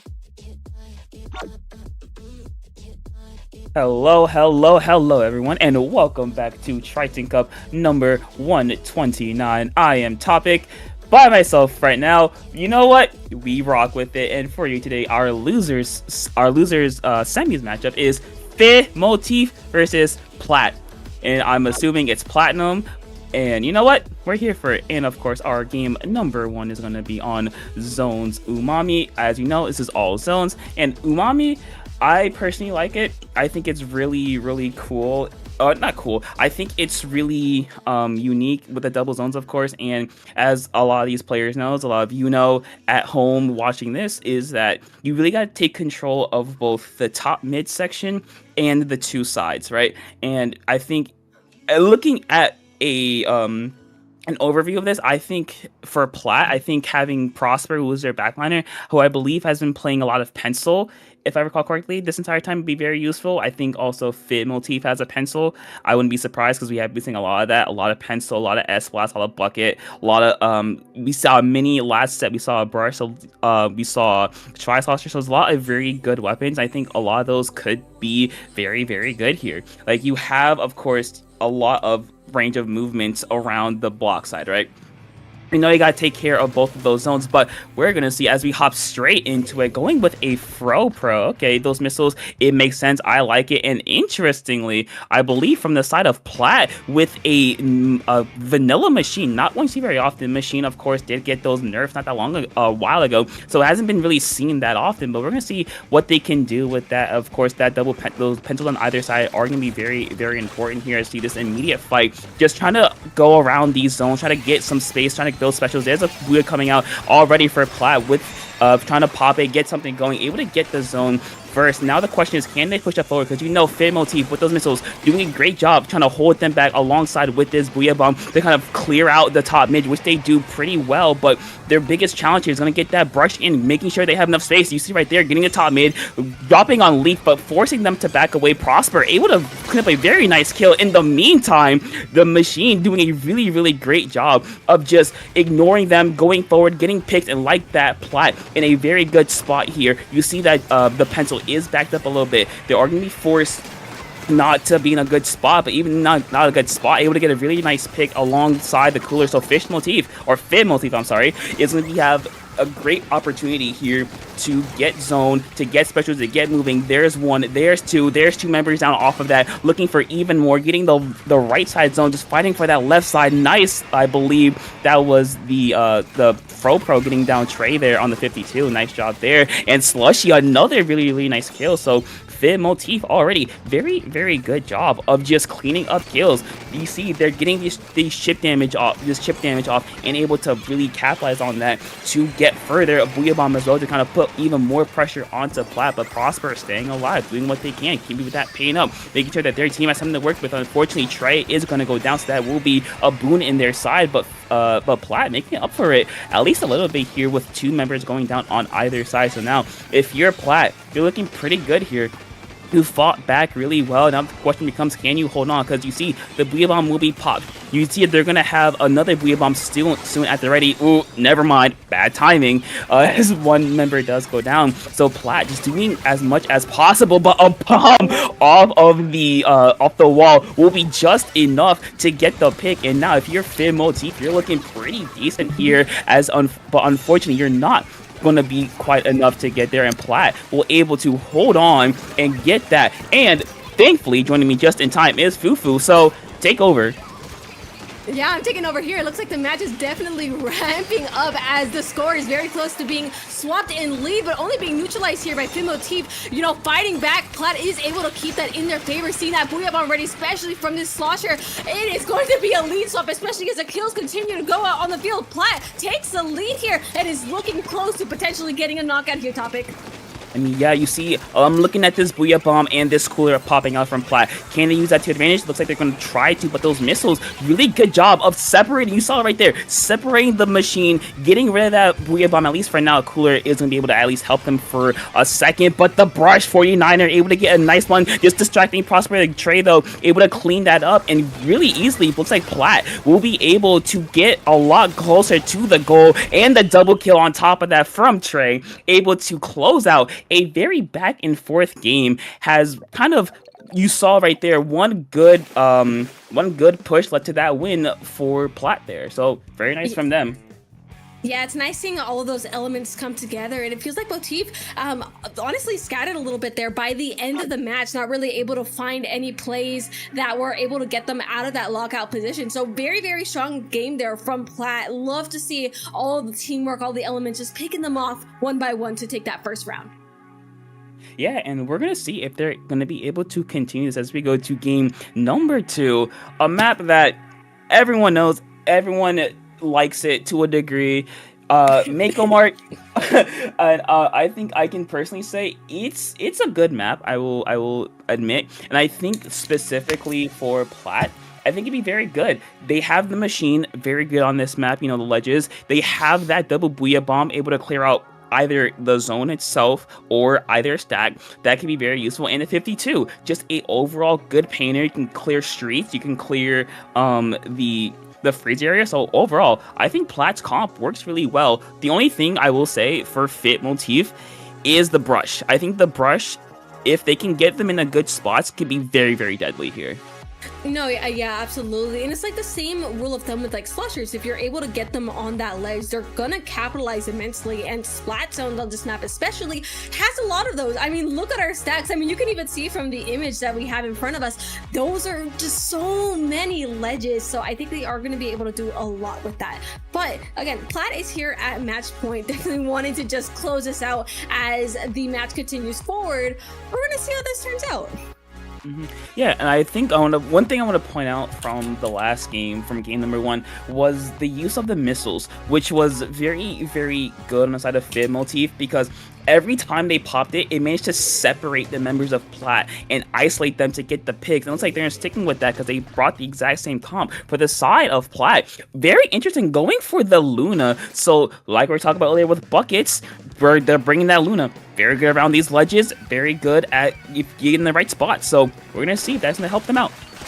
Yeah, and I very much like how the range is still well-rounded on the side of Plat. You know, you still have that Stamper to give them a little bit more range along with that Pencil, making sure that they're not just stuck to that short-range cop that we've been seeing. But again, Motif with those missiles able to get the zone for themselves, and already in the back, 49 are trying to get a pick, not quite finding it, and Slushy here in a fight with Trey. Are they going to get out? They're going to be forced to jump out here. Plat, once again, having control of this zone as they're just continuously under fire. When their players are just forced to jump out in a situation like this, whether or not they're going to be breaking out is the bigger question. Booyah Bomb may just be the answer to that question, but not quite. 2 players down on Motif. It's looking a little bit fishy here. Ooh, yeah, it's looking a bit more than fishy if you're Fib Motif.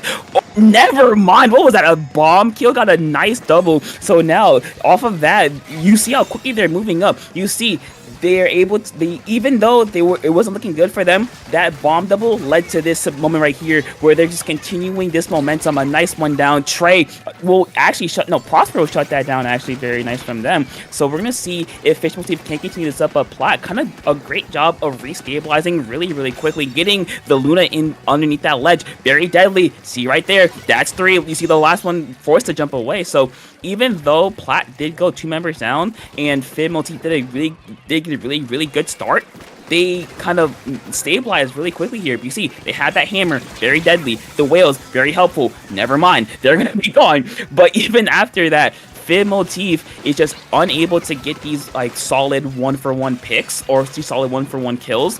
As Plat, they've been doing a lot of trades, and ever since that, they've been kind of in a really good spot here.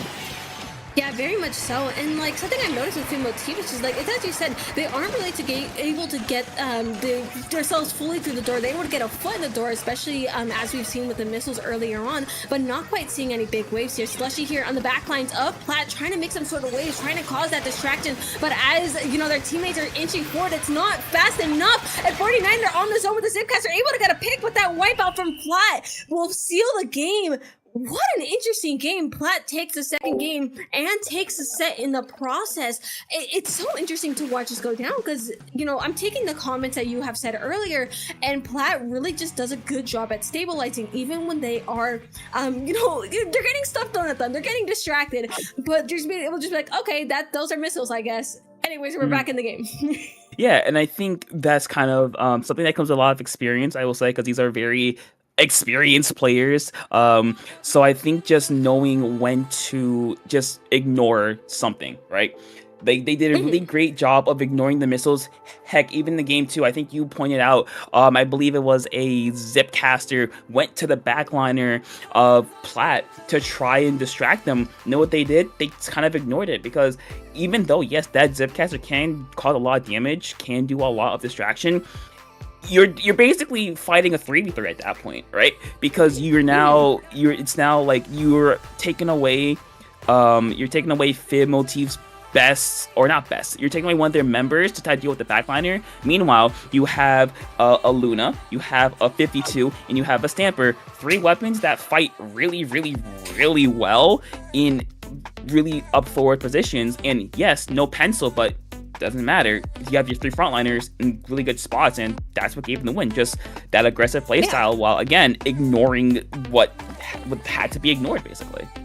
Yeah, pretty much. And like, I'm gonna build off of that here in a second, just because the way that Fib Motif was playing, it felt like a lot of their comp depended on Plat also getting distracted, you know, between the missiles and especially the brush. It's just, they want them to look at them so desperately so everyone else can capitalize. But I feel like there was also the disconnect in speed and follow-up, and just the ability of Plat being able to just say, no thanks, we're immune to this. They're able to stay focused in a situation that most other players would panic in, and I think that was definitely their strength of finishing up this match, giving them that 2-0 advantage.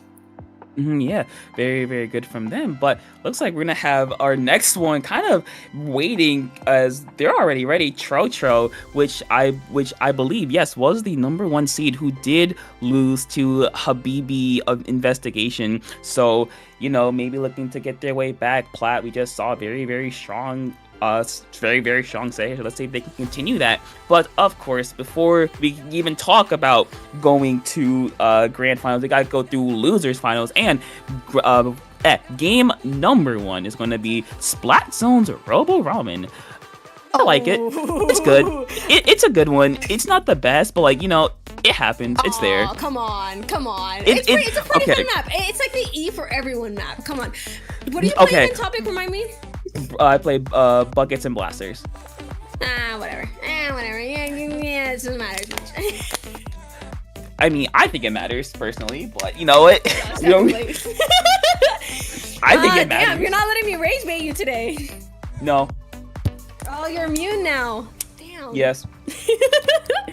Listen, I think Rebel Ramen is going to be a fun map to watch. And, I'm very excited to see Plat play this because just off of what we saw last match, they do a really good job at keeping it together and, playing a lot more stable. And I think this map will definitely help out. If they can get those scheduled flanks going and if they're able to, continue the game of not really being distracted as much and just that stability that we've been seeing, I think they're going to do incredibly well going forward this game. Mm-hmm. Yeah, but I think their biggest threat from Trocho is Trocho does have an E-leader player, right? Ooh.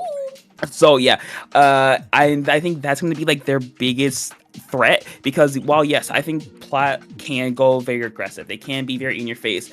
That E-leader, even if it doesn't hit any shots, even in that sense, it's still a threat. Like you are, I think everyone kind of has the same understanding of if you see like an E-leader, if you see an Expo, if you see a Hydra, you're even like subconsciously gonna play a bit slower because you can get picked off from like halfway across the map. So I think. Well, I think that depends.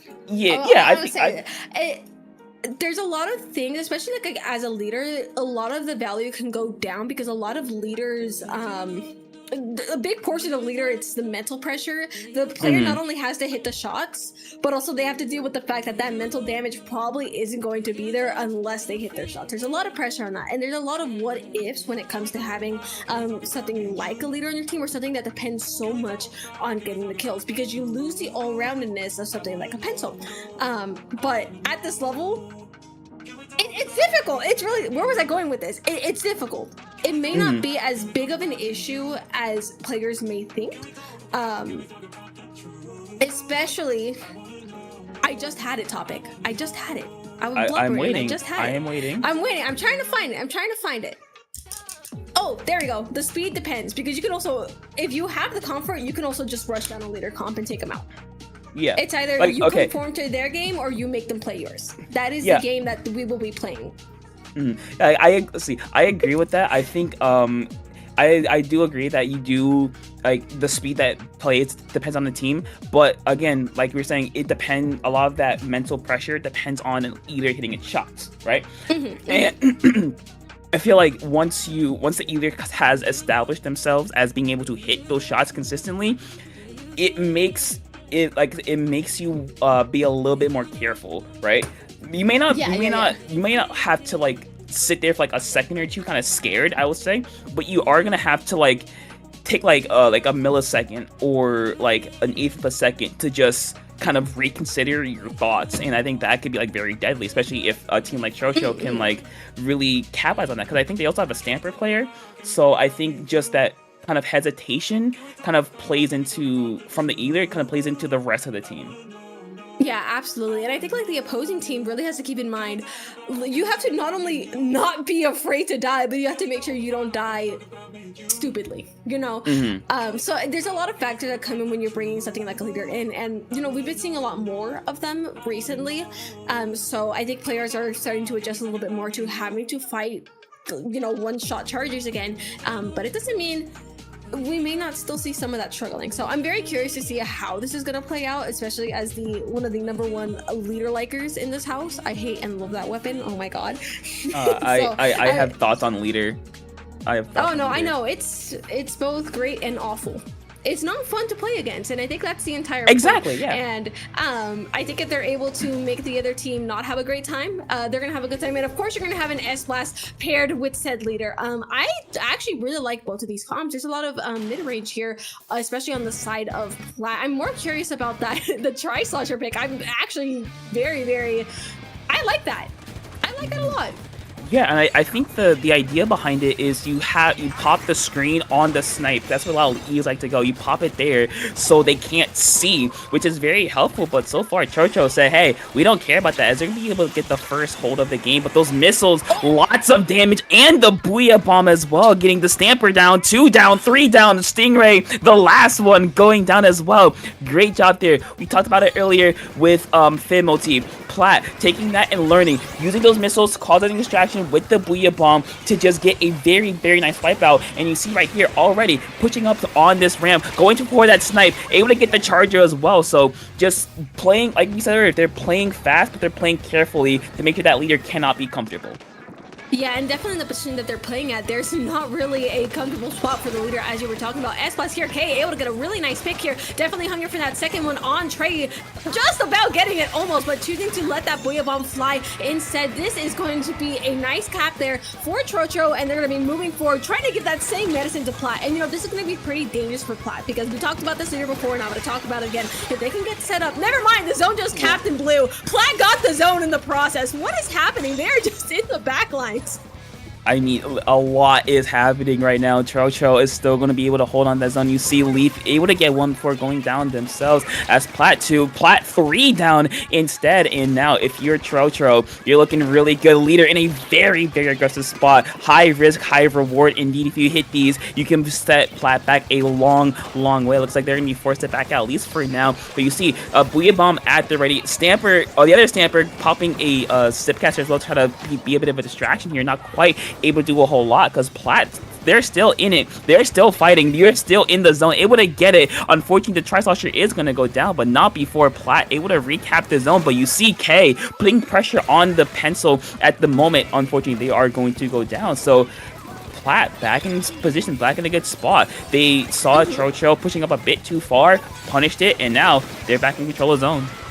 Yeah, and seeing those missiles fly out as well might just put a little bit of a dent in Tro's plans, but K not really being phased as much as we thought they would here. Booyah Bombs coming out from Plat here. Stamper going to be going down in the process. It is going to be a bloodshed in mid, as no team has control of the zone quite yet. 2 down on each side. This showdown could really go either way, but it looks to be slipping in the favor of Trocho, as K is fighting for this last pick. Able to get one on Prosper. Trey jumping out. That is going to be the nice cap there for Trocho. Once again, moving forward, trying to get themselves in position. I like where Trocho is using Trocho, the leader, this time around, is positioned here in a very strong position, but being forced a little bit back, but enough to let their teammates capitalize on any players of Plat trying to get to them, and that's what I admire most. But as I'm talking about this, Plat has found a way to get themselves into mid, taking 2 off of Trocho, but whether that's going to be enough to swap the lead is a bigger question here. Oh, just 1 point off. Plat remains with the lead. Oh, okay. Wait, Stingray, hold on. Nice double kill, staying alive, avoiding Leaf, getting Trey, and just kind of single-handedly saving that push from, or stopping that push from Plat from advancing any further. Get my flowers to support players. Amazing job right there. And now you see it's been a very back and forth game. Every time Plat's been able to push, it feels like they haven't really been able to get that far. They've been kind of stuck at this elbow area, and Trocho taking full advantage of that with another 2 members down. K in a very tense 1v1, able to get the pick. 2 members down with only Prosper remaining. You see the Tri-Slosher in the backlines, able to get that in the trade as well. Leaf's gonna be there, jumps are gonna be there, seconds too late, and Plat unfortunately will drop game number 1. And I said it earlier, I think Stingray for Trocho that ends up at the very end kind of saved that game. They got a really clutch double kill. And they got a really clutch double kill, kept zone in their team's favor, and just allowed the team to stay in. Flowers to all supports players. Yeah, I think that being just at the very end, too, just towards the end, really helped seal that deal, as you were talking about. And, it was so unfortunate because it felt like Plat just lost that stability towards the very end there. Trocho did an excellent job. It's like once they had themselves set up, they're like, okay, guys, we know the plan. We got to lock in. We got this. And just casually took it home. Is this counter pick is the bigger question. If I'm not mistaken, I think it is just by, yes, it is Station. That's literally counter pick. I'm blubbering at this point, but that is Plat's pick. So I'm curious to see what they're going to pick out from this. Honestly, I know we talked about it before. I think we got it. Oh, we got it? Yeah, it's Inkblood Art Academy. Okay. I like it. I think it can work really well. They still gonna have that stamper. Very, really good on this map. Now, I don't know if they keep the Tri-Slosher. That is one I'm like iffy on because like okay, with this map in particular, you can just easily go around it. Like you can go off to that little elbow side, or because it's not wide enough to cover the entire like plat and bats combined. So it's like, ooh, I can just walk around. You know what I mean? So it's like that's the only really thing I can see that changes with their comp. Yeah. So instead of a Tri-Slosher, if you were on that team, what weapon would you pick? Well, as a bucket player, I played V-Slosh. Okay. Like it's just a song. Listen, it's very splashable. I'm sorry, that came up wrong. I mean, that's a good way. I'm like, yeah, that makes sense. I was thinking it's very like splashable. But sorry. Oh, V-Slosh. Oh, I'm better than that. Oh, how dare you? How dare you play V-Slosh? Dude, I know that came out completely wrong. I'm like, yeah, screw you for playing Slosher, actually. But yeah, V-Slosh, it's very splashable. Strikes are just good. It's a good AoE weapon. It's just very solid. But we're gonna see as both these teams, they're just ready to go. Yeah, and I really like how fast they're getting right into it. It seems like they are very confident in their abilities and the weapons that they're choosing. It seems like we're going to actually bring out a Gao on plat, which honestly I'm not against, especially if that charger gets in that center position. I think that wall is going to prove very helpful for plat, just having that wall as an extra line of defense. But both teams are making it to center. Very interesting start here. PXM is able to get a really nice pick here off the bat, putting a little bit of a dent into plat, but quickly looking for a second one. Are they going to be able to do this? And this is messy. This is messy topic. I mean, yeah, it is very messy indeed. Just a lot of fights going down. Stingray actually able to 1v1 Prosper and get the pick. And now, like we talked about earlier, very, very dangerous spot for a plat. You see Trocho's laser just sitting there, just waiting to see anyone in a really bad spot leave. They do have that Booyah Bomb, so they can pop it to kind of force Trocho off a plat. Not quite able to get it just yet. Popping the Booyah Bomb, throwing it onto the zone, fighting K on the right-hand side here. K throwing a Booyah Bomb as well. The 1v1. Leave's gonna get him, not before getting picked off there himself. And Plat, they're gonna go 2 members down. Trocho is still there, 3 members down by Trey going down. It's just Prosper going down as well. And I'm sorry for your jump, but yeah, but Plat, unfortunately, with all the specials they threw at the zone, not quite able to take it over. Now 30 ticks remaining. If you're Plat, you don't have that much time to work with. You need like a pick or 2. That's a good start. Not that one, but now 15 ticks remaining. This is do or die time. Very much so, and Trocho was just in that legendary position, and I think it was able to help get that crucial pick, especially on Trey as they were trying to get themselves to center. But Trey center themselves at the moment as I'm talking about them. Not going to make enough of a wave. That is going to be Trocho's game. Plat's what they messed up on was letting Trocho get to that center block in the first place. You do not want them there. They were putting way too much pressure and threatening way too many picks. And I think it slowed Plat down more than they wanted. Trocho just able to be like cruising to the finish line. And I'm like, when I saw Inkblood Art Academy, I was like, uh-oh, Plat, you're in danger. Do they know they have 30 seconds?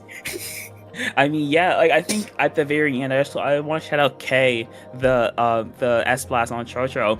You saw that Plat, they did go for a flank at the very end, right? And it was K being there, getting that chip damage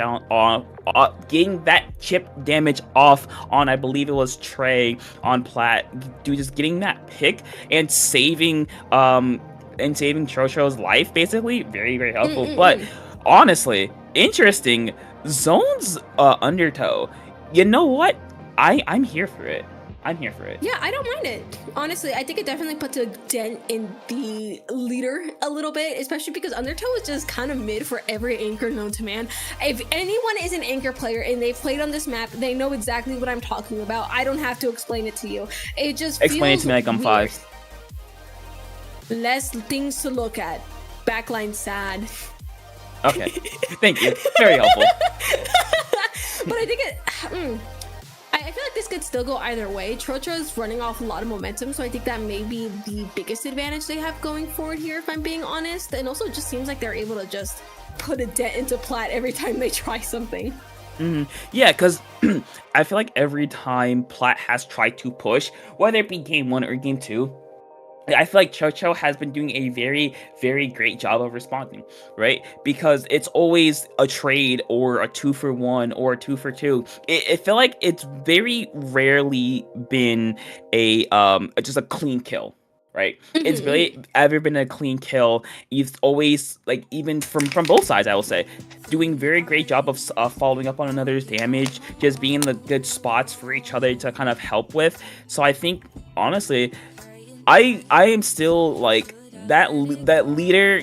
Just the pressure that it poses can do a lot, but we're gonna see both these teams ready, raring to go. From Chocho, no changes. They like what they have. Why change it? From the other side, we're gonna see, okay, a wiper. You know what? I'm here for it.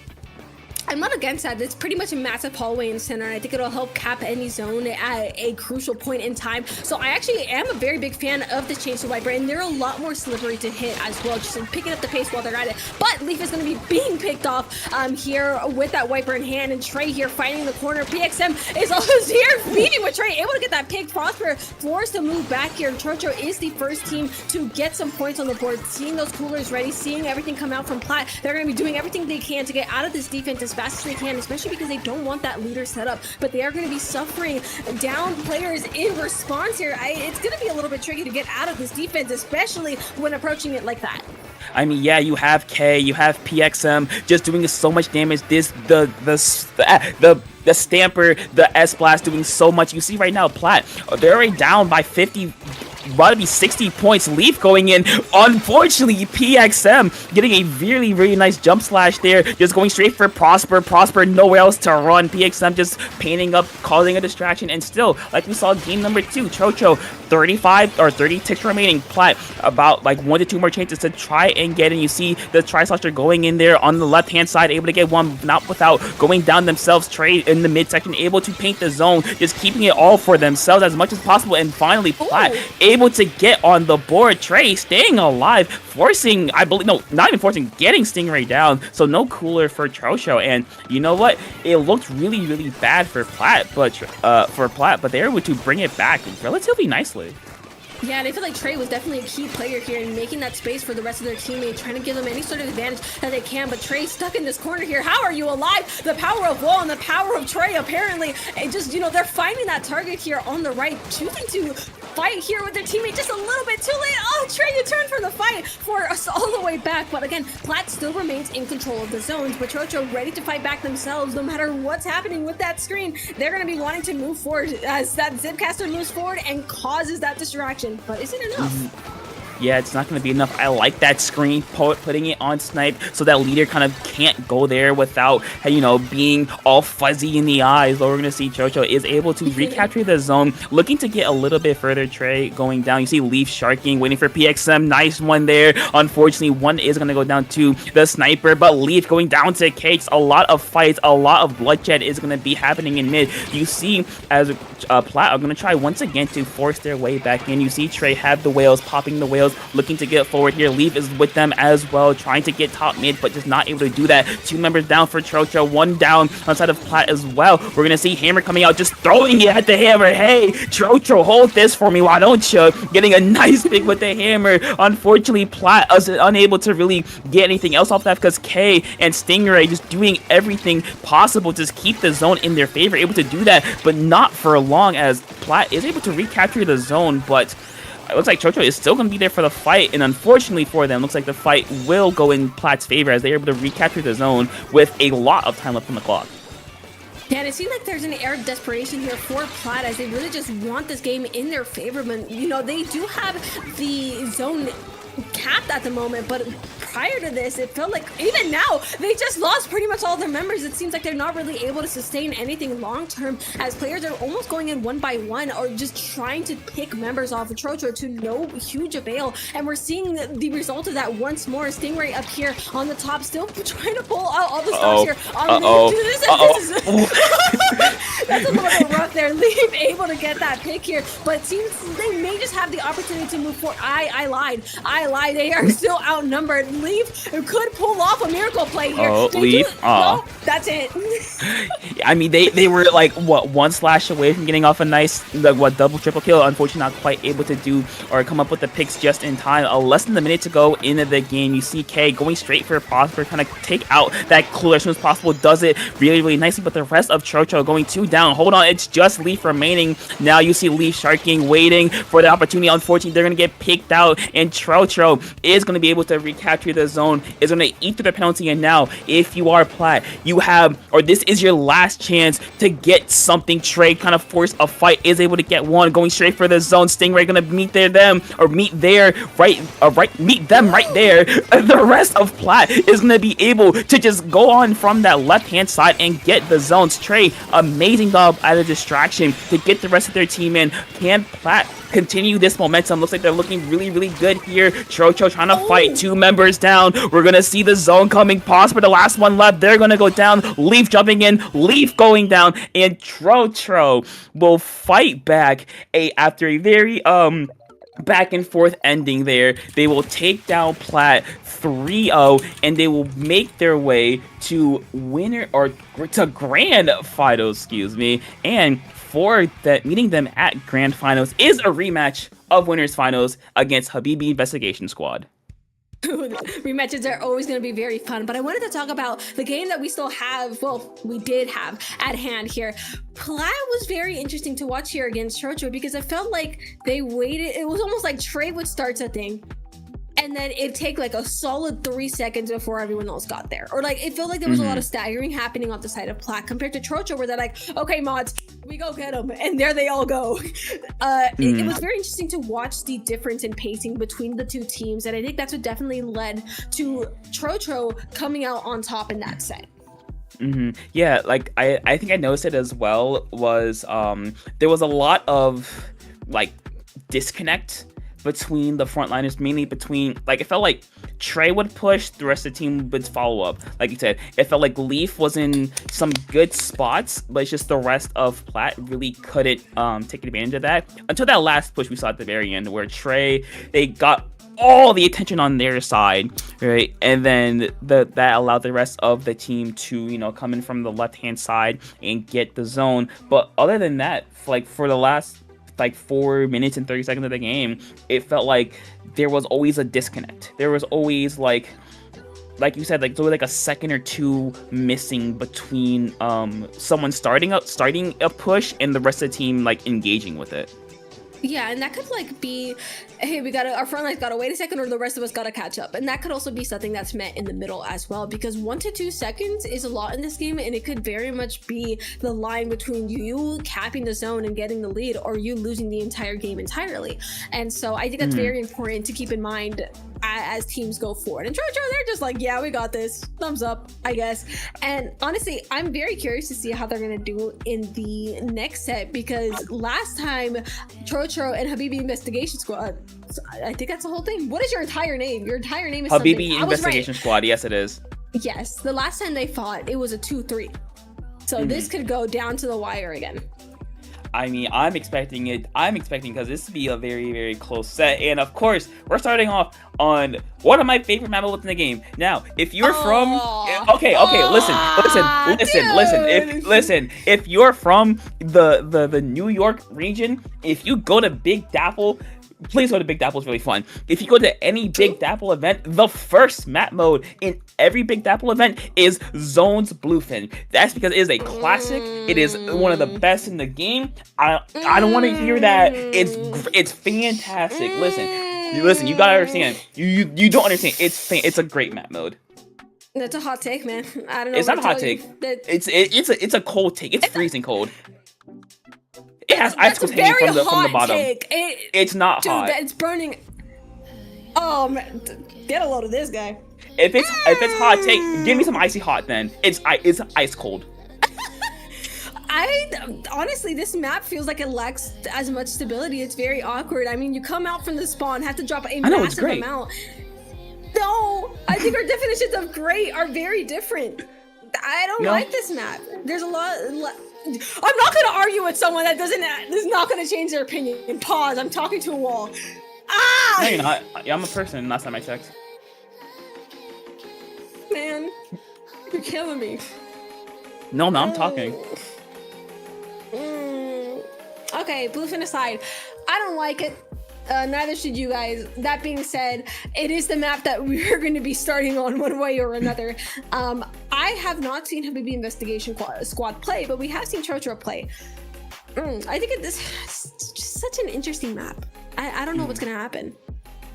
Well, for those who don't know, because this is a very New York centric thing. The zone does like physically move from one side of the mid to the other side, right? And I think for Chocho specifically, I think either it's still very strong here because I'm pretty sure, don't quote me on this, you can from like your elevator on your side, you can hit just about like the mid side of zone.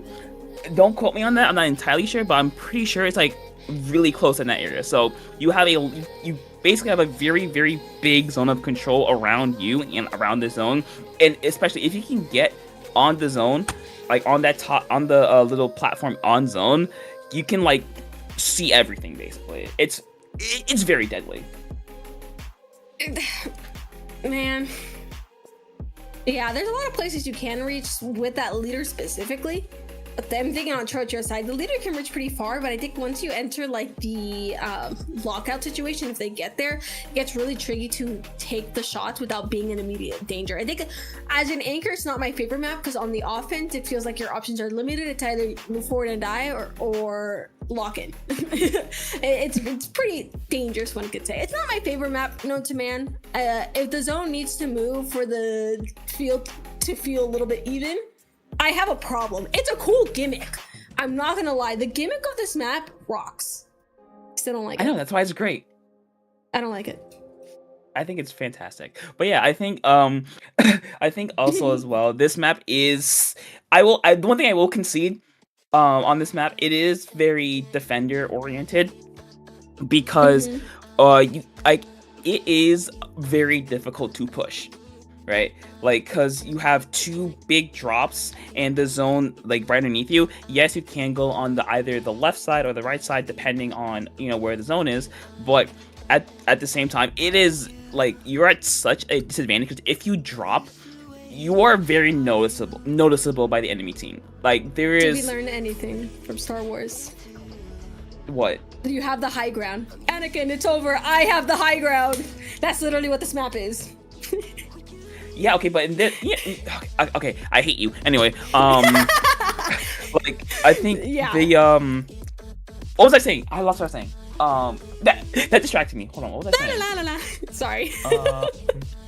Oh yeah, high ground. So yeah, once you're like defending, or no, once you're trying to attack, it's like you're kind of funneled right into like three spots. You can go the main elevator, you can go the little elbow area, or you can go on the left side on the far if you're attacking, it'd be the far left side. And each of those spots, not that good. I'm not gonna lie, it's not that good because either you drop it's very exposed drop, or it's a very long route to go around where you have to make a jump, a very obvious jump behind the enemy team. So it's like, yeah, it is very defender oriented, but I still love it though. Nothing will change my mind on that. I was gonna say, Topic, did you just commit yourself you didn't like the map until you're like, yeah, this map sucks, here are all the reasons why? I still love it though. Yeah, I still love it.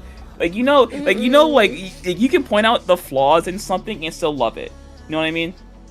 I'm frowning at you. You can frown all you want. You can frown all you want. Listen, nothing will kill my. I love this map mode. I think it's fantastic. Does it have problems? Yes. But you can live in your own world. It's okay. I know. I live in my own world. It's called New York City. Dude, I gotta get over it. See, you're just giving me. Man, I want to go to Big Dapple, but I don't want to play Bluefin.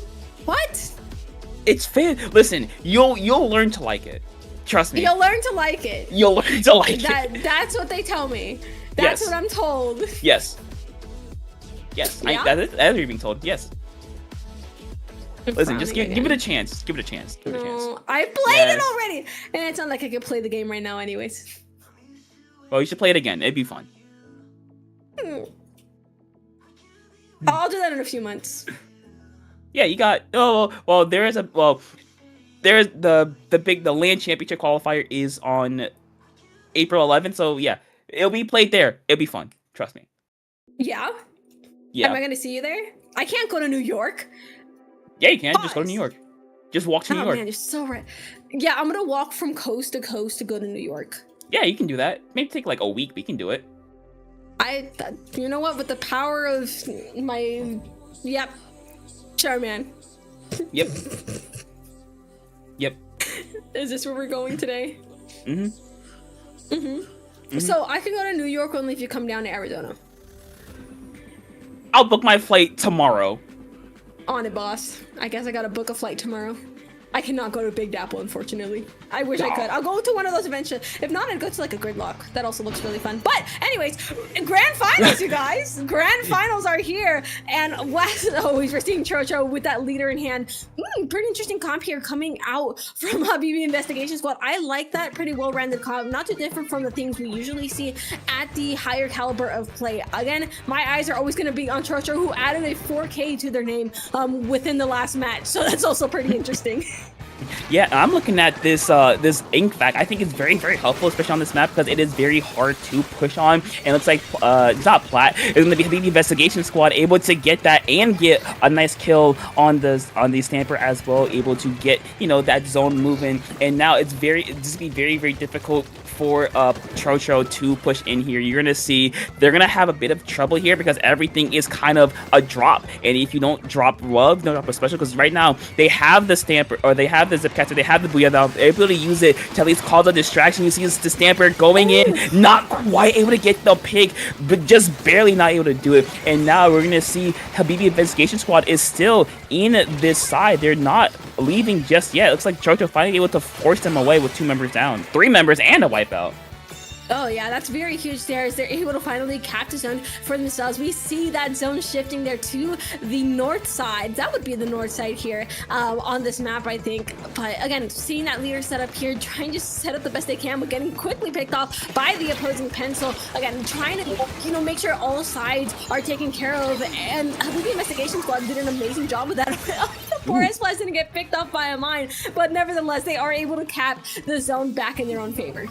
Yeah, able to cap it, yeah, getting it over to the side. And now if you're a Chocho, you've done it once, now you gotta do it again. But you see the 96 putting up a lot of pressure, and you know they're gonna have that back, so you can't pop that Booyah Bomb preemptively, because you know that back will just kind of consume it whole. We're gonna see, unfortunately, one will go down. The strike is not quite able to break that Booyah Bomb. Chocho trying to go in, Stamper not quite able to get anything with that back, kind of protecting the pencil here. And now Chocho kind of in a kind of fighting for as much as they can, as much space as they can, able to get 2 members down as well. So the investigation squad, 3 members down. Once again, it's just a 96 left. Just kind of go for a fight. Ooh, nice one, able to get that, looking for even more, or just staying alive. Instead, opting to jump out, which is a smart move, because now you save that back charge. Very much so. And now Chocho with the advantage here. It's going to be... I'm very curious to see as to why players have not chosen to really take the aggressive, like, go up that wall that Chocho was just looking at here. I think if a team is able to get themselves up there, it's going to be pretty nasty on the lockout. But that being said, Habibi Investigation Squad is able to break out of this lockout, get the zone moving back to their side of spawn here. And, ooh, you know, that's your answer. Exactly what I was talking That's your about. answer. That's your answer. That's my answer. Trojo's just gonna take you out. That's your answer. But unless you're like Trojo, then maybe we could go forward. I don't know. Who knows? I mean, yeah, we're gonna see as Habibi Investigation just keeping the zone on their side. Chocho with a Booyah Bomb, at least trying to get that backside of zone, doing a lot of fighting here. The S-Blast going to get a trade before going down. Very, very huge there. Now we're gonna see what what Habibi Investigation Squad is going to try to do to combat this. You see K is trying to go in, but this paint then being laid down by both the Bucket and the Stamper is going to be really, really deadly here. You see they're going to go down. The 96 is just trying to get, save their teammate, not quite able to do it just yet, but doing just enough to keep the zone at least neutral for now. Staying alive, getting one, looking for the second, not quite able to pick it up just yet, but staying alive is what matters. But no, shutting down is going to be that Stamper. So Trotro, this is very back and forth. This is why I like this map. It's very back and forth, especially in that midsection. Yeah. I feel like there's not a lot of stability, and I feel like these players are being driven crazy by just the map itself, and frankly, I don't blame them. As the BB Investigation Squad regains control of the zone, still has in their favor, just about done with these penalty points while they're at it. Well, I'm pretty sure they're going to be pretty hungry for the lead, but so is Trocho, as everyone is making their way towards the zone. 2 down on the BB Investigation Squad, leaving a board here to fight here in center, able to get a pick up, and able to get 2! Wait, They want Trocho! They want Trocho, but not able to get it! The zone is still in Trocho's favor despite that beautiful play. Yeah, beautiful plays indeed. Habibi Investigation Squad going 2 down. Trocho looking to continue this momentum in their favor. K going down is very unfortunate there, but they're 5 ticks away from taking the lead. They are able to take the lead. A Port dropping in. The Vax coming out as well. Just trying to get something going. A Port is going to get 1. Not quite able to get the second, but the Ink Vac is not going to get it either. So Stingray is going to stay alive for just a second longer. 15 ticks. Our remaining strikes are going to come out. 2 down on either, 1 down on this side. Another one going down. 2 down as well. We're going to see what else is going to happen here. Stamper going into mid, fighting a Port going down. Habubu is still the last one there, trying to keep the zone in their favor. Not quite able to do that. Able to get 1. Unfortunately, not able to get them quick enough. And Trotro will take game number 1 in a very, very back and forth demonstration. And a demonstration as to why this is the best map mode in the game. Loud and crack buzzer. Why are you booing me? I'm right. Why are you booing me? I'm right. Boo. You know I'm right. Listen, no, it's okay. I'm Sometimes listening. people are delusional, and we're seeing a very prime example. It's not delusion. Of that.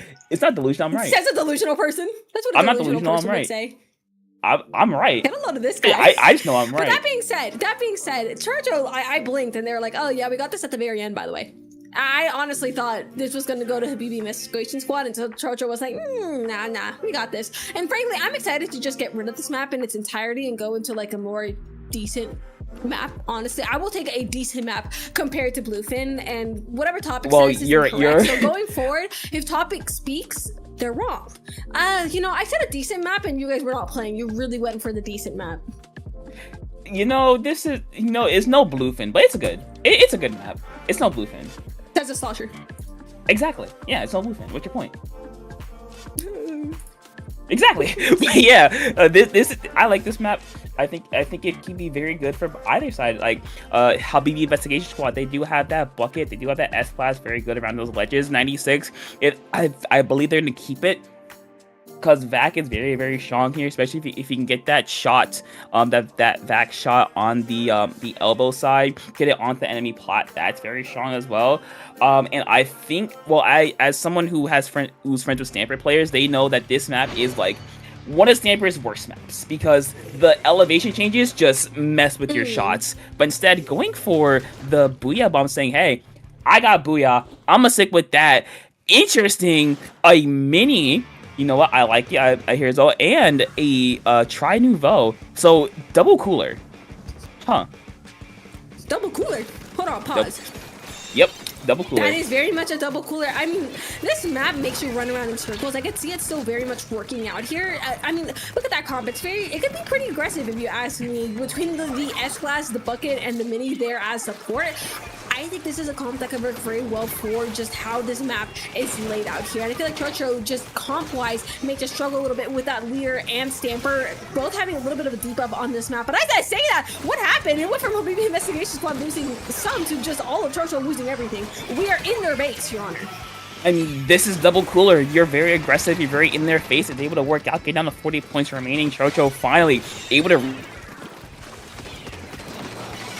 restabilize and just get to mid, because I feel like for most of that game they have been just stuck in mid for like what felt like forever here, but they're able to fight back at the very least. K popping that, we about to separate the members, able to get 1, able to get 2, and now Trotro kind of starting that little snowball here. You see they're starting to score. They made Hubby pop a cooler in a really not optimal spot. Fortnite able to get at least one member down before going down, but looks like Chocho will be forced out. But HBB Investigation Squad doing a lot to just get back in his zone, which they are able to do.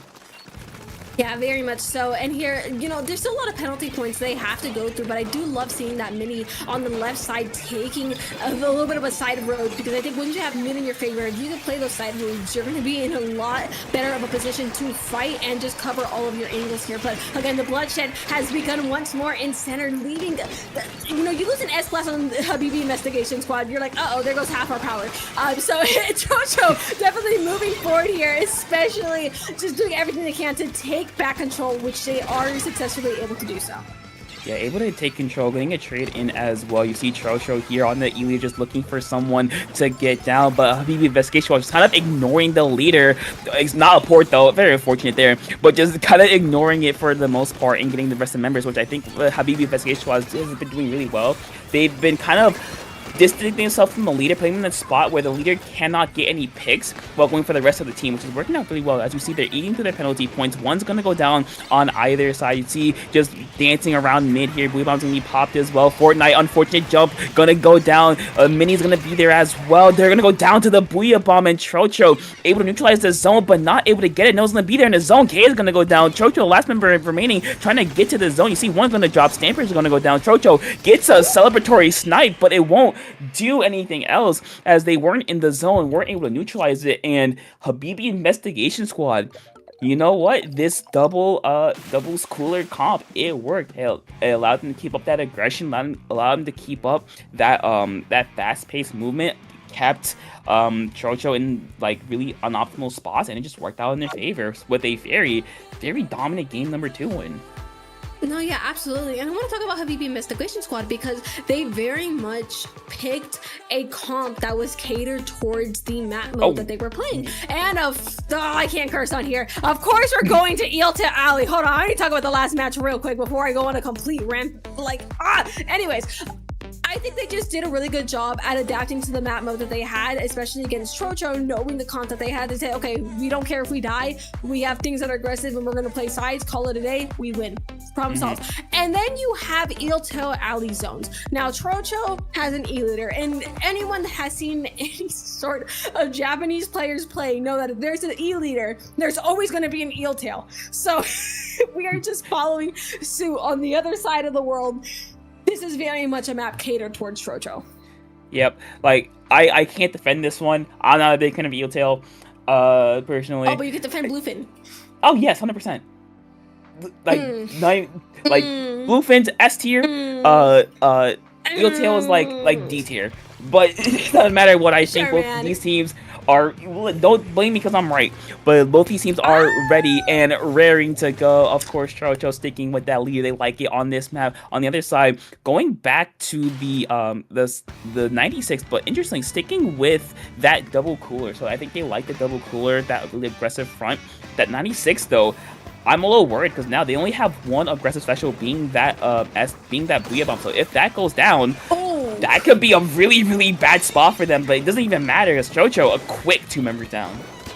Yeah, very much so. Chocho knew exactly what they wanted to do and set themselves right into position. There was no one really there to fight that position as the game started out right here. So Chocho just pretty much got free picks and just free positioning here as the game started out. But Habibi Investigation Squad is going to be suffering 2 down just as Chocho does. But I love this position where K is exactly where a blaster wants to be and executing those kills perfectly. And Chocho is set up in a really strong position at the moment, despite this vac coming out from Habibi Investigation Squad, which I believe actually came out a little bit too early, one could argue. They're in a really bad position, and Chocho is just going forward and doing what they do best.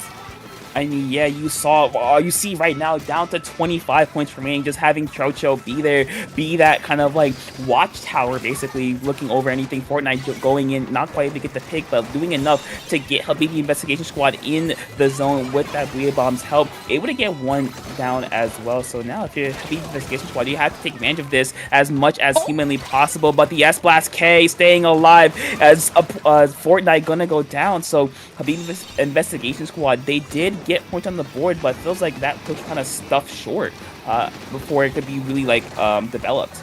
And that back goes down as well. rough. And like, I feel like that was a much better placed back than it was last time, but still, against everything that Chocho is throwing at them, it's just not enough. Again, Habibi Investigation Squad finds themselves in a really rough position because they have weapons that could potentially work on this map, but between the S-Blast, a Stamper, and a Leader already in really good positions, it is a difficult spot to get yourself out of. And we have almost 10 points left here on these penalties, and I think this is going to be Chocho's match unless a miracle descends upon Oh, that's a miracle. Just descended upon Habibi Investigation Squad. Yeah, that miracle in the nick of time, able to kind of save them basically. And you see how quickly Habibi Investigation is going to try to push forward. Unfortunately, just kind of going to go one down, almost immediately two down for Chocho themselves, the player, able to get another one down. 96 forced to back away, at least for now. And now, if you're Habibi Investigation Squad, you have to get these picks without specials, right? Because your only real aggressive special is going to be that Booyah Bomb. They don't even need it. 3 members down again, just trying to push up and be aggressive as possible now.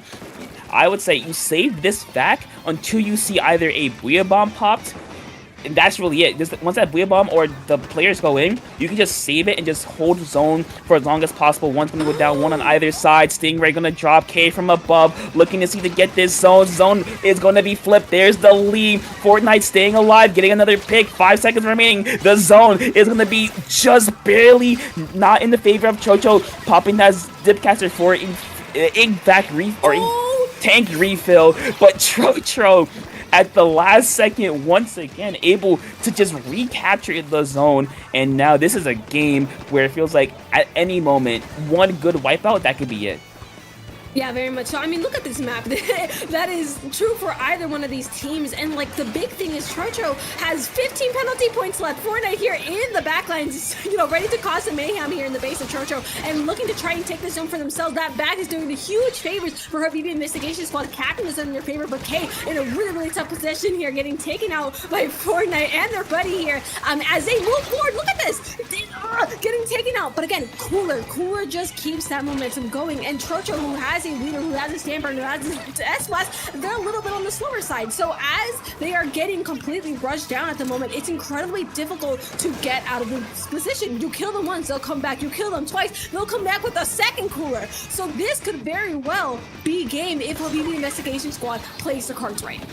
I mean, yeah, there's the back. You saw Poor get a nice double kill, I believe, there. You see one's going to drop into the bag. Unfortunately, the bag able to clean up, get 2 members down, and Habibi Investigation Squad holds on, fends off Chocho in a very E-Leader-centric map, E-Leader favorite map, I should say. And now, Habibi Investigation Squad is 1 game away from taking this entire Triton-Cup for themselves.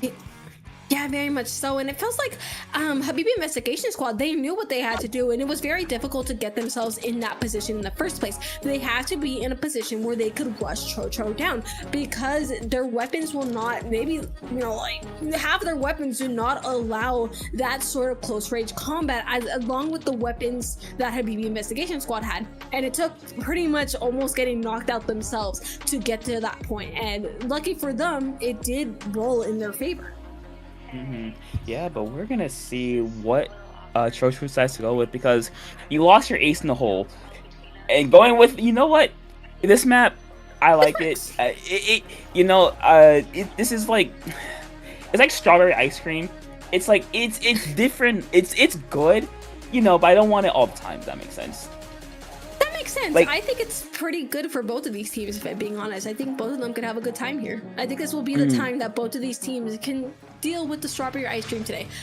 I like strawberry ice cream a lot. You know what?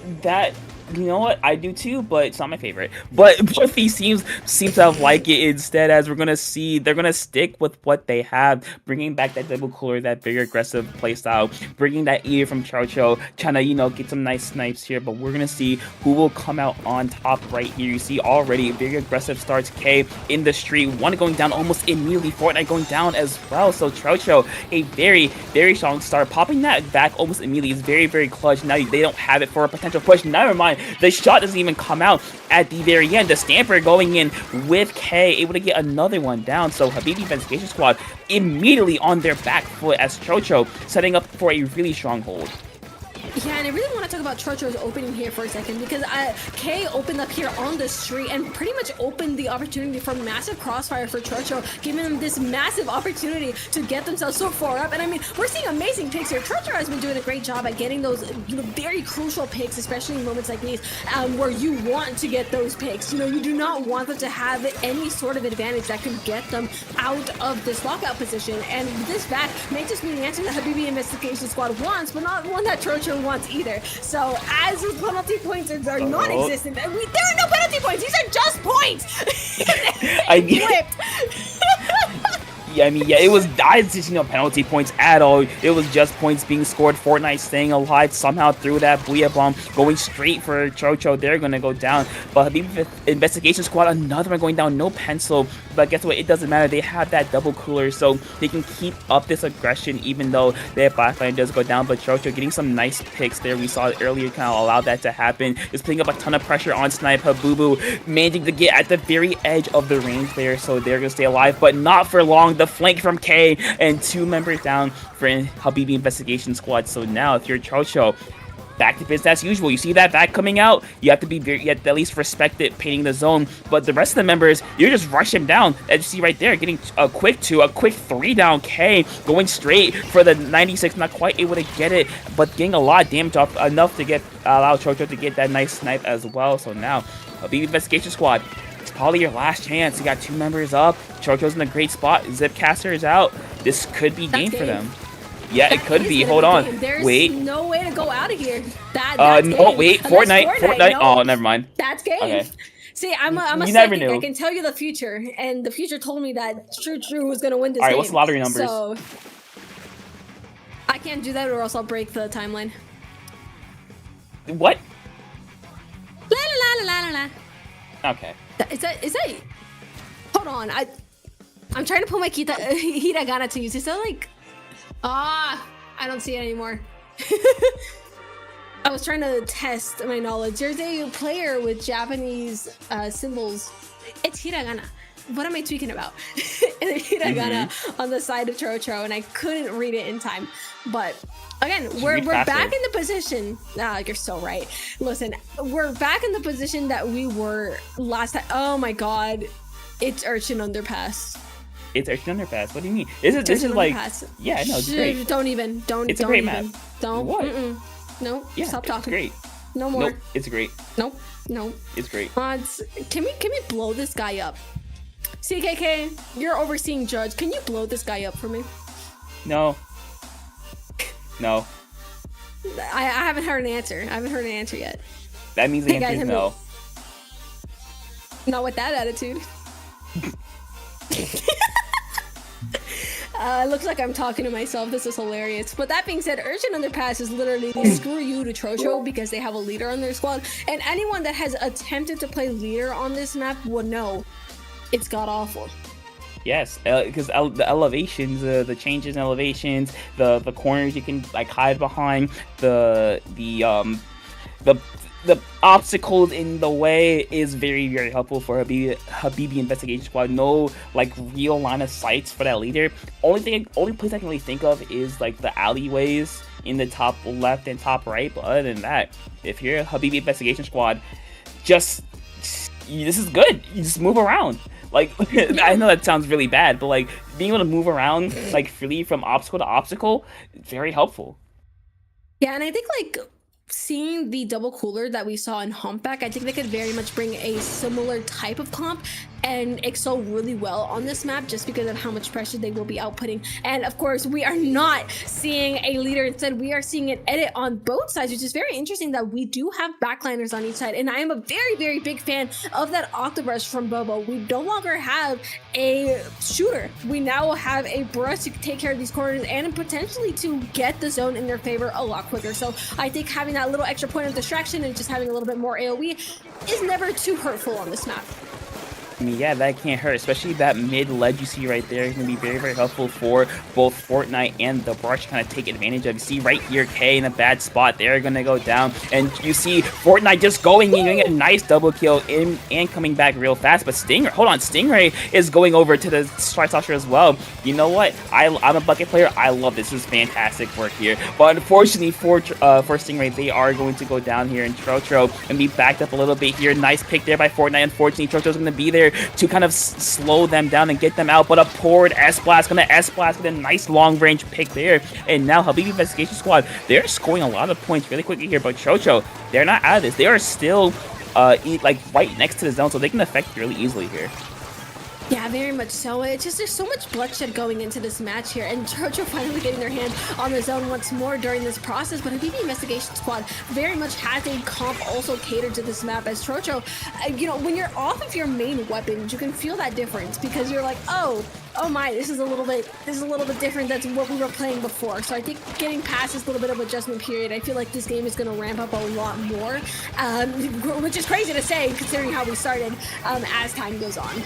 Yeah, just like we've been talking about, a lot of back and forth, a lot of kills just going down. K staying alive, they're gonna go down. I think that for the first time, this may be Habibi Investigation Squad's chance to get past this kind of like jungle gym area. I don't know what else to call it. Like this is really like the great barrier of this map because it's so hard or so easy for the enemy team to kind of like, you know, duck and dodge and dive around it to make sure that they just can't get hit. You see K going through the flank, they're gonna go down. Habibi Investigation Squad still, they're scoring a lot of points. Fortnite in a good spot here, trying to at least put pressure on Chocho there, just throwing the Booyah Bomb as well along with these fizzies, trying to make them move as quick as possible here. 20 ticks remaining for Habibi Investigation Squad. 2 members down, 1 going down on either side. No, that'll be it. Habibi Investigation Squad, 3 members down, and Chocho fighting back at the last second, just keep themselves alive. A port though in the corner, staying alive somehow, some way.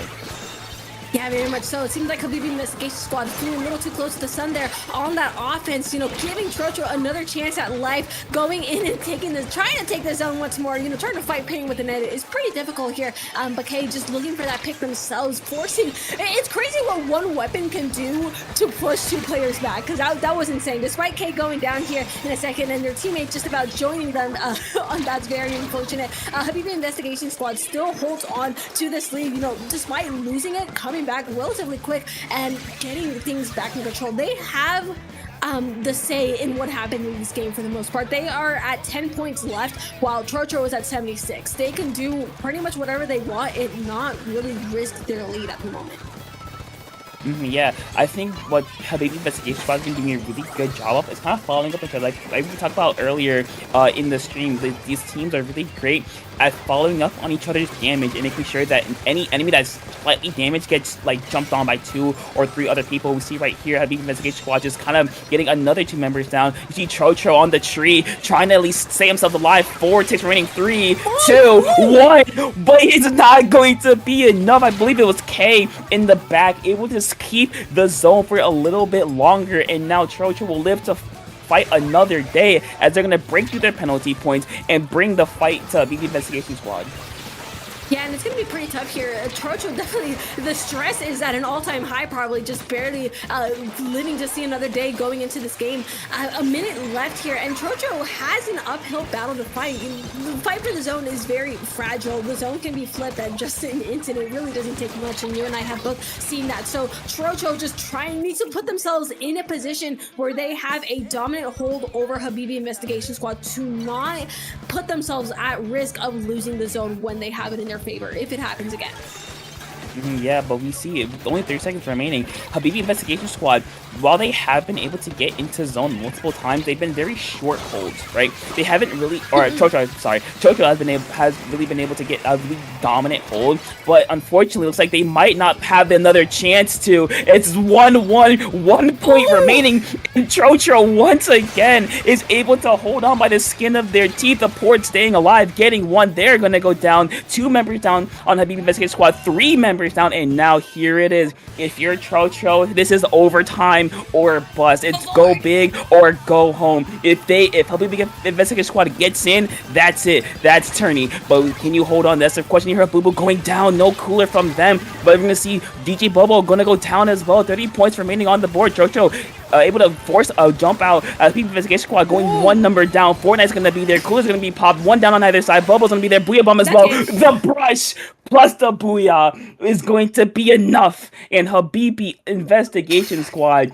holding on and able to fend off Trocho's push again and again and again, despite 2 times being able to win this outright. Just great job from them holding on and making sure Habibi Investigation, or make sure Trocho cannot go any further. And with that, Habibi Investigation Squad will be your winners of Triton-Cup.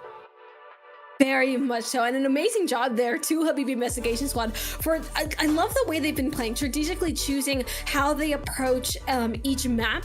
You know, especially like Humpback was a big one there, and so was Urchin Underpass here, just like, okay, this is the comp, this is what we need to do, and they went forward. Trocho got close. This was a very close match, and we saw, I mean, if you were watching the match, you would know these teams are still neck and neck.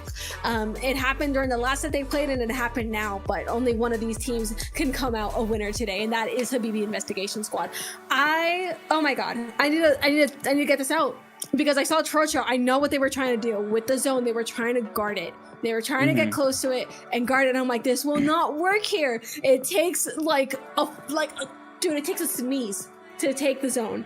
And I think that was their biggest detriment as the game was finalizing. I think they should have moved a little bit more ahead to give themselves a little bit more space to make sure something like a Booyah Bomb brush combo could not happen. Man, but it was close. It was good.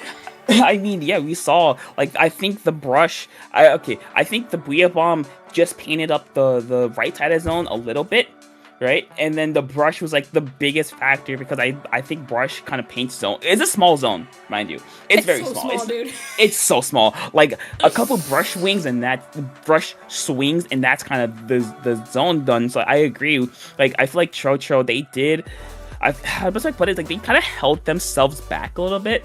Like, they didn't want to push too much far forward, which makes sense, because if you go too far forward, then you have to waste so much more time getting back to where you were. But I think that decision kind of spelled their doom, because that just gave Habibi Investigation Squad the space they needed to push forward, space they needed to get specials, and the space they needed to take the zone ultimately. So it's just that split-second decision from Trocho just kind of lost them in the game there.